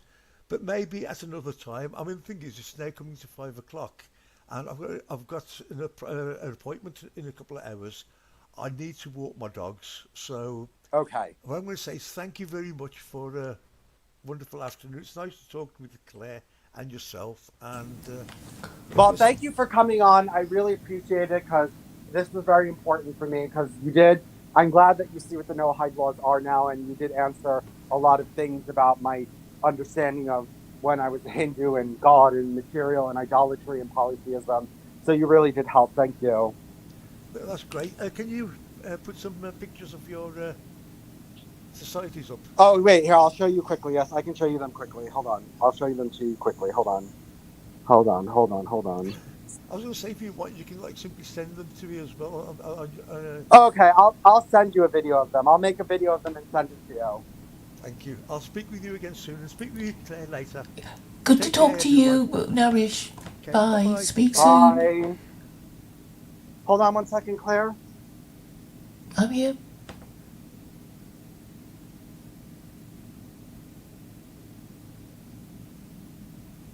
Okay, I'm gonna go in a few minutes, but let's finish this up. So, okay, well, look, from what he's saying, Hinduism is not idolatry. Okay, from what he's saying, it's not, and so therefore, these rabbis that are giving their official proclamation that Hinduism is Noahide, they're not necessarily lying. They're not necessarily being disingenuous, except for things like astrology. Then, yes, I'm saying they're going to be disingenuous, but they said in theology, astrology is a practice. It's not. It's not theology. So in theology, Hinduism is fine. You would just need to get rid of palmistry and weird shit like that. Okay, I'm saying again that the no-hide laws is not to be applied really to individuals, but to countries, because because of the positive commandment to establish a court and legal Okay, system. It's for countries. Claire, you're wrapped up in this thing that everything has to happen top down. No, I mean, Noahidism does work on the personal level, and that you go and say, okay, you can't set up a court right now, but you need to be following these laws anyway, and try to set up a court. Yeah, okay, I understand. You must at least agree that, to worship the Abrahamic God and not to murder and steal and commit sexual offences and eat an animal while it's still alive. Yes, I understand. But its real practical purpose, I will be saying, is that it is to be applied to judge the moral standards of different countries. And, okay, anyway, I'm sticking Well, to that. a Hindu country would not necessarily be idolatrous. Yeah, okay, but I'm saying India is a twice fallen civilization. None of its scripture contain the rule of law, and that's why it fell to the Mughals and then fell to the British. And now it's rising as the world's third largest economy, and Hinduism is spreading like wildfire. I mean, you think that, I mean, this is the other thing. Okay, Hinduism is a spreading and growing religion. It's growing outside of India. Now it has non-idolatrous status. Like, you just think anything that's not secular Quranism is just going to get nowhere. Yeah, so I'm saying that the rabbis should not be validating Hinduism, or at least they should rank the four Gentile religions so that the Gentile understands in which order these different Gentile religions are. And I'm saying Buddhism is more principled than Hinduism, because Buddhism is really codified Hinduism. Buddhism is not an ethno-religion. It's saying, here are these principles, here is how to be a moral person. And but yeah, I know Indians prefer their idolatry, and actually so do the East Asians, because whenever you go to a Buddhist temple, there are statues of Buddha, and all these But they don't East Asians are worshipping it. They don't believe that God resides inside that idol. So God knows what they think. Well, that's what the rabbis have said. Well, since you don't think that, you're not idolaters. Yeah, and I'm saying that these rabbis are not using the Noahide laws correctly. In your opinion, but in my opinion, yes. In their opinion, they are. Okay, but they're not helping things by making Hindus feel that they're okay. I'm saying that there is a price to pay, and the Indians have paid it already by refusing to follow the rule of law, and that can only come from organized religions with scripture believed to come from God. You don't understand, but now with the Noahide laws, it will do that. And Hinduism plus Noahide law could take over the world because now it has principles, now it has a legal system, and all this other kind of stuff. It's just like I told you, you could be a Noahide Christian Scientist. Christian Science is a set of Yeah, okay, I'm not going anywhere near that because I think it's all shit. Okay, Why? I'm not. Science is an idolatry. There's no Trinity. Sorry, what was that? Christian Christian Science. Science, did you say? You're kind of cutting out. So Christian Science is not idolatry, so it can be coupled with Noahide. And okay, I mean just Christian is idolatry. So you know, why contaminate? Not Christian Science. I mean, what is Christian Science? It's not going to the doctor, right? That's Christian Science. The Trinity, so they don't have the idolatry problem that Christians have. Okay, well, they can be Christian Science. You know, it's like I'm not going to make it illegal, but I'm going to rank it very low, and I will rank Christianity right at the bottom. And if these rabbis are going to argue with me, I'm going to call them out for their hidden idolatry. It's not hidden idolatry. There's something that's not idolatry. That's not hidden idolatry. I don't think you understand the concept of hidden idolatry. You know, it's when you're not doing what you're supposed to be doing and what your religious principles require you to do, and you give some shit excuse not to do it. It's not hidden idolatry if you're openly not following your principles. That's not hidden, that's open idolatry. Hidden idolatry... No, open idolatry is openly bowing before idols. And hidden idolatry is Jews and Muslims apparently praying correctly, but not following their own religious principles or acting as their beliefs should make them act. I don't know if that's the exact definition of hidden. Okay, we can talk about it another time, but I'm saying it's the Muslims have a very developed idea about hidden idolatry, and maybe you want to talk about it sometime. Yes, we can talk about... I do want to look up hidden idolatry, but to close this out today, because we're going to go, you know, I just... well, I'm glad that at least he sees now that the Noahide laws are a threat to Hinduism. It took forever, you know, to get any Hindu to even notice that. But,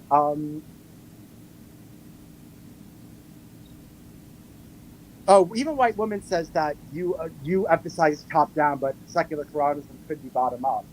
It could be bottom up. I'm doing it both ways. That's why I'm, you know, bumping along at the bottom. Well, but you don't seem to understand how the Noahide laws work the same way and how they're doing an even better job at the top and the bottom than you. And I don't think that, besides the astrology problem, I don't think necessarily that rabbis that are giving Hinduism non-idolatrous status to theology are breaking their principles or doing something wrong. I think that this is just a very clever way of moving their agenda forward, and maybe they're just more clever than you are. No, they're completely unprincipled, and I'm very happy to argue with them about it. So I'm going to stick to my guns that they are using the Noahide laws in a way that is incorrect. And they don't want to do it my way because they don't want to offend their Christian overlords, and they don't want to cut themselves off from, you know, all these Hindu fans of theirs. Well, yes. And really, the best religion, that if they cared about the Gentile, would be to say, well, reluctantly we have come to the conclusion that Islam is the most Noahide. But they're not going to say that because they hate Muslims, and they are Islamophobes. And I'm saying Islamophobes will also be punished for their irrational hatred and fear. I mean, it's not, you know, Islamophobes who are, you know, the Tommy Robinson type that I'm just, you know, calling out. I am calling out rabbis who are obviously Islamophobes, who won't do what they're supposed to do with their Noahide laws. Okay, the Noahide laws are not meant to give certification to people who are creating their own holidays. That's not what it's meant for, Claire. Okay, in terms of holidays, I'm saying ideally Gentiles and Jews celebrate the same holidays, and forget about their Christmas, which is nonsense, because the Jews actually have their kind of their own, you know, spring and summer, you know, winter festivals. So it would be. No, Jews, non-Jews cannot follow Jewish holidays. Those are for Jews only. No, they do encourage Gentiles No, to, but they forbid Gentiles from celebrating Passover with them. That is forbidden to Gentiles, but the other festivals, they're okay about. Gentiles are just not supposed to do Passover. It's exclusive to them, not allowed. I mean, there's even a rule that says if you're celebrating Passover as a Jew and you've got Gentiles, you're actually supposed to circumcise them if they're men. We can leave them alone if they're women, but if they're male Gentiles, you have to circumcise them, and you have to tell them that they have to go unless they want to be circumcised. You can check this out, but I don't think Gentiles are supposed to be celebrating, Jewish holidays, Claire. I'm going to look that up, but I'm pretty sure that the Jewish holidays are for Jews and Gentiles are supposed to have nothing. I think they're supposed to be. You see, the whole thing about the Noahide laws is that once upon a time in the ancient kingdom of Israel, Gentiles lived with them. And they actually needed Gentiles to live with them to do stuff for them, when which they couldn't do on the Sabbath, and also The laws for Noahides living in Israel are different. Yes, if you're a Noahide living in Israel, you have to be circumcised. You don't have to be circumcised outside the land of Israel. No, you don't have to be circumcised at all. But if you are spending Israel, okay, inside the land of Israel, you have to follow the 613 commands if you're. Or that's what they say. Or look, it depends on who you ask, but I know the laws for Gentiles living inside Israel are much more strict. There's more that you have to do. Yes, the thing is, I guess it's fair enough. If the penalty for idolatry and blasphemy for a Jew is death, then of course the Gentile who lives with Jews would have to suffer the same penalty, because otherwise they'd be having normal, regular Noahide things. There are more laws incumbent upon a Noahide living in Israel that if they. I think that the thing is, if they want to become a slave, they have to get circumcised. But if they live inside the land of Israel. But there are stricter rules. If you have to observe certain things in the fast if you're living in Israel. But outside of Israel, Noahides are not supposed to observe Jewish fasts or Jewish festivals. Well, obviously Jews won't have a control over Noahides not living under their regime. Well, they're not. No, it's not that. It's not about who has control. It's about the way the legal system is set up. No, Noahides living outside of Israel are not supposed to be doing all those things. Okay, so at the moment we can only talk about relative Noahidism, because nobody's a perfect Noahide and nobody's a perfect Jew, and it's like which group is closest to being Noahide than other groups. I mean, that's the only way to classify them. You keep thinking you're going to get a murderer elected to babysit because they murdered less people than other people. This is your whole analogy. You take two people, one murdered 50 people, one murdered 100, and then you ask, well, which one of these people do you want to babysit your child? No, I have to make a judgment about which is worse, right? Well, why don't you get a non-murderer who didn't murder anyone? Well, if we can, but they all still have to be judged according to the Noahide laws, which is the absolute minimum standard. Okay, this is what's going on. The Noahide never murdered anyone, and so do you want a Noahide who's here and who's living and who has rabbinical acceptance to babysit your child, or do you want a Muslim who murdered 50 people or a Christian who murdered 100 people? You choose. And your thing is, well, a Noahide is so expensive and you have to pay her more and all this other kind of stuff. So just take the Muslim. I know they murdered 50 people, but, it's the best you're going to get. Don't ask for anything better.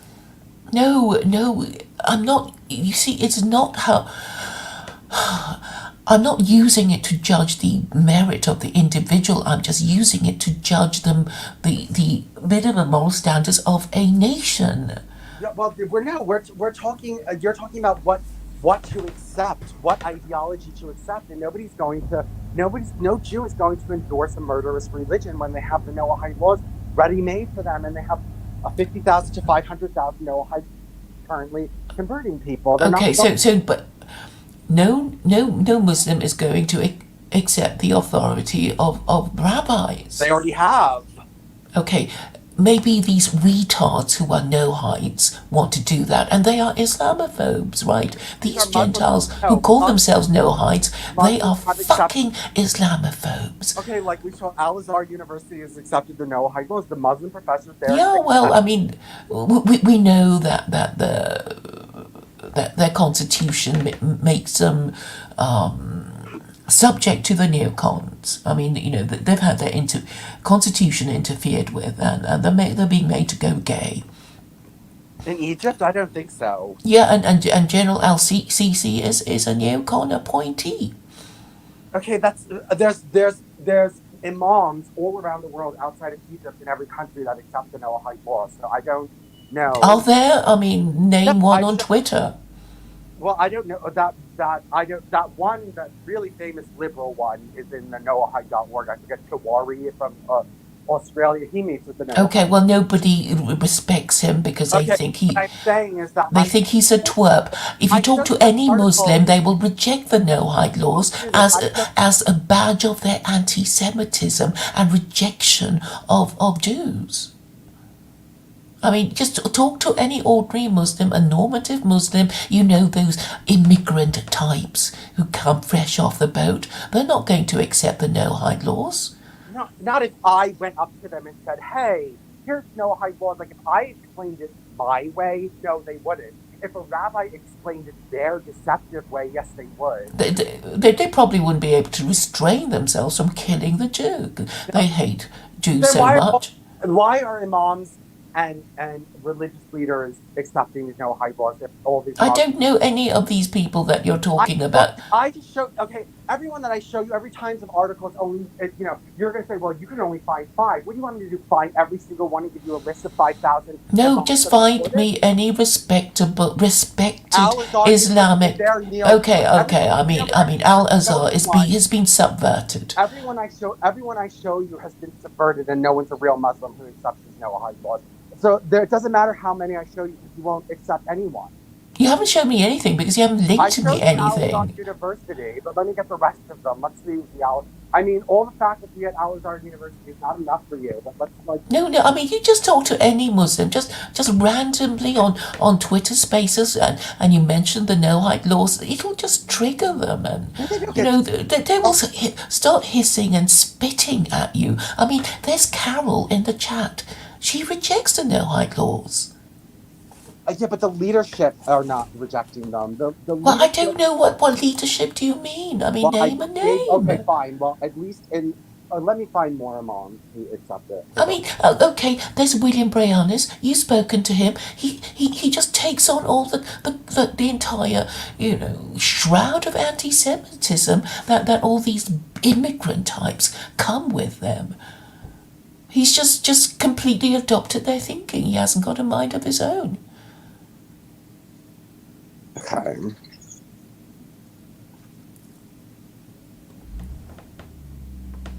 I mean, ask Khaled. I mean, it's like he has never heard of the Noahide laws, and if he's never heard of it, he's not going to take them seriously.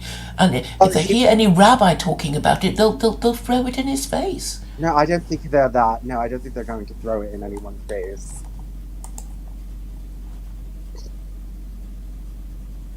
I have actually spoken to Muslim political activists. I mean, what they say is virtually fuck the Noahide laws, fuck these rabbis. We're not accepting their fucking authority. That shows high-ranking imams in the Egyptian university accepting it.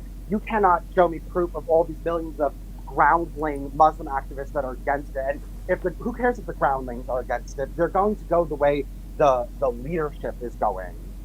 Do you think? Look, ground Muslims are not all that much into the Abraham Accords, but they happened anyway, and they had a lot of significance. You haven't heard any of the Muslim discourse about the Abraham Accords. You say the word Abraham Accords, and they'll be triggered all over the place. And they equate it with Jews, right? Abraham Accords equals Jews and Zionists. It happened, Claire. You can't deny that it happened. Okay, well, I'm just saying the ordinary Muslim, I do listen to them talk. They reject the Abraham Accords. They cursed Jordan Peterson for even mentioning it. Well, they're not they're not in power. So Okay, so it's like any group you mention, there'll be yes and no. Okay, so that's why you need to find a leader, and they don't want a leader. They want to be able to say yes and no. It's not just the Jews who want to say yes and no at the same time. I mean, look at Jay and his yeah but no. They even use it in ordinary discourse. Yeah but no. well, I know, but well, anyway, Claire, I do have to go, but thank you Okay. for coming. Thank you for having me. And it was a good discussion. Have a good one. It was. Bye. Bye.